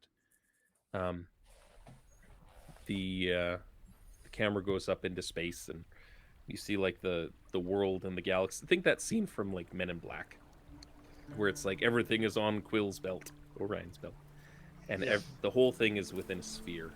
And in true true D&D fashion, the phlogiston is just like trailing off, and standing on board of a vessel in that rainbowish looking ether that goes forward is a half elf in a fancy looking cloak, long dark hair, staring off into the sky, and just like the prettiest mofo that you ever did see. And Neil goes sailing off into the night, unbeknownst to the players down on the ground, but off on more fanciful adventures into the ether. And but that is a tale for another day, and we'll call it there for a night. And yeah, because we're right about the 10 p.m. mark, so life is good. It was a lore episode. It was a lore episode. Lore. I didn't plan on a lore episode, but you guys do what you want. I don't tell you what to do. Just means we saved you prep for this upcoming week. No, because now I have to do a bunch of World Anvil work and put this shit in there. It's a thing. Sorry. That's what Wednesdays are for. That is absolutely what Wednesdays are for. So Yeah, come join us at 9 p.m. Mountain Standard Time here on Twitch. We have some chats with you, our wonderful community, and we do some World Anvil updating and some chats about how our last couple sessions have gone. So we'd love to see you. I think David, are you up for Wednesday? We had said this week. I'm definitely down for Wednesday this week. All right, I'm up. You're down. We got this in the bag. We'll meet in the middle. Yeah. If you feel, let's go out on some credits. Hoots, where can people find you on the internet? Ooh, you can find me anywhere the sun shines as a lone donut, and even some places where the sun doesn't shine. 4chan is dark and full of terrors. Most recently, you can find me on TikTok or here on Twitch myself. Anywhere. My wife's disappointed in my jokes. Yeah, you can find me here on. You can either find me on TikTok or on Twitch. Those are the best places to reach out to me. All right. Quill, you make maps and things on the internet. I do. Oh, there's a cat that just jumped on me. One second here. Yeah, I make maps that I sell. I also stream occasionally on my own channel where I do Gundam building, because I'm a big old nerd. So I'll put some links in chat because I've got that ability. Indeed. You can follow me on Twitch, twitch.tv/mechenzy00. Or check out my Etsy for some tabletop gaming maps. There's a bunch of regular full color maps and then a 350 build your own map pack. Nice. So, oh yeah, and this is Seamus. He's whose Quill is modeled after. Yes, Seamus. I love it. He's being noodly. Melissa, you don't generally stream too much aside from this, but if people need to get a hold of you for things, where can they find you at? Yeah, you can find me on the Twitters and the TikToks and the Twitches, all under moongazer_LL. So feel free to drop me a line, and considering maybe doing some side streaming of my own as well, and we'll see what direction that takes. Yeah. We have to do some corrections on the Yes. the Yeti for you, because you're peeking a lot here and there. You're like, hello. That's weird. Yeah, we'll Sorry fix about that. we got you covered. It wasn't the whole episode or anything, just here and there. And Mr. Riley. Hi, you can follow me at Riley Drinks Beer on Instagram. I sometimes like- do beer reviews or things like that. I work in the craft beer industry in Canada and really enjoy just talking about that kind of stuff. I like it. And for the folks at home, you can find me at BHIN86 on the Twitters. Collectively, Ramshackle the Black Hand, pretty much everywhere else. Or on our community Discord, which has been repeated into the chat a handful of times. If you want to come and join the conversation and just give us some topics for DM chats and things, there's a spot in there. You can drop us a line. Again, I will reiterate the folks who won the two Call of the Netherdeep books from our charity stream last Sunday for Make-A-Wish International. I'll be reaching out to the folks who won the raffles sometime early this week, definitely by Wednesday. And same with the Strixhaven books that we had up for grabs, and a few other Roll20 assets. And thank you again to Roll20 for letting us make good use out of those and raise quite a bit of money for a good cause. So, yeah, I think with that, we'll call it a night. Thank you go out guys on a- for go out on a- a wonderful game. And Shopping we'll put out a episode. rate. Yeah. David, would you do the honors for us? I believe you were looking after our raids still. Yes, I'm looking to see who we can go to. I posted one potential link of some seemingly young folks doing their thing. Where did you send that? I was actually just looking at them. Discord that you should join. Oh yeah, Um, join our Discord. It would be great to talk to people there. Absolutely. Did we mention we have a Discord? I may have said we have a Discord. Hint, hint, nudge, nudge to my friends. Yeah, so we're gonna go over to Aldrith D&D. Mhm. I hope that's how that's pronounced. I like it. Does somebody know Eldrith, or is this a random? It looked like a group of I think their description was playing and adapting D&D for queer people by queer people. I Yep. love it. Yep, and they look Yay. like they are having a grand old time. So we're gonna Absolutely. fire off to them. So we'll have a 10-second countdown here. So for all of our viewers who are going to join in on the raid, when you get over there, tell them that the Legend of Logomancy said hello. We're going to go jump in and say hello ourselves here in a second. I'm going to unmute them so I can hear them. Absolutely. And we are going in 3, 2, 1. We love you lots. See you soon. Good night, everybody. Good night. Bye.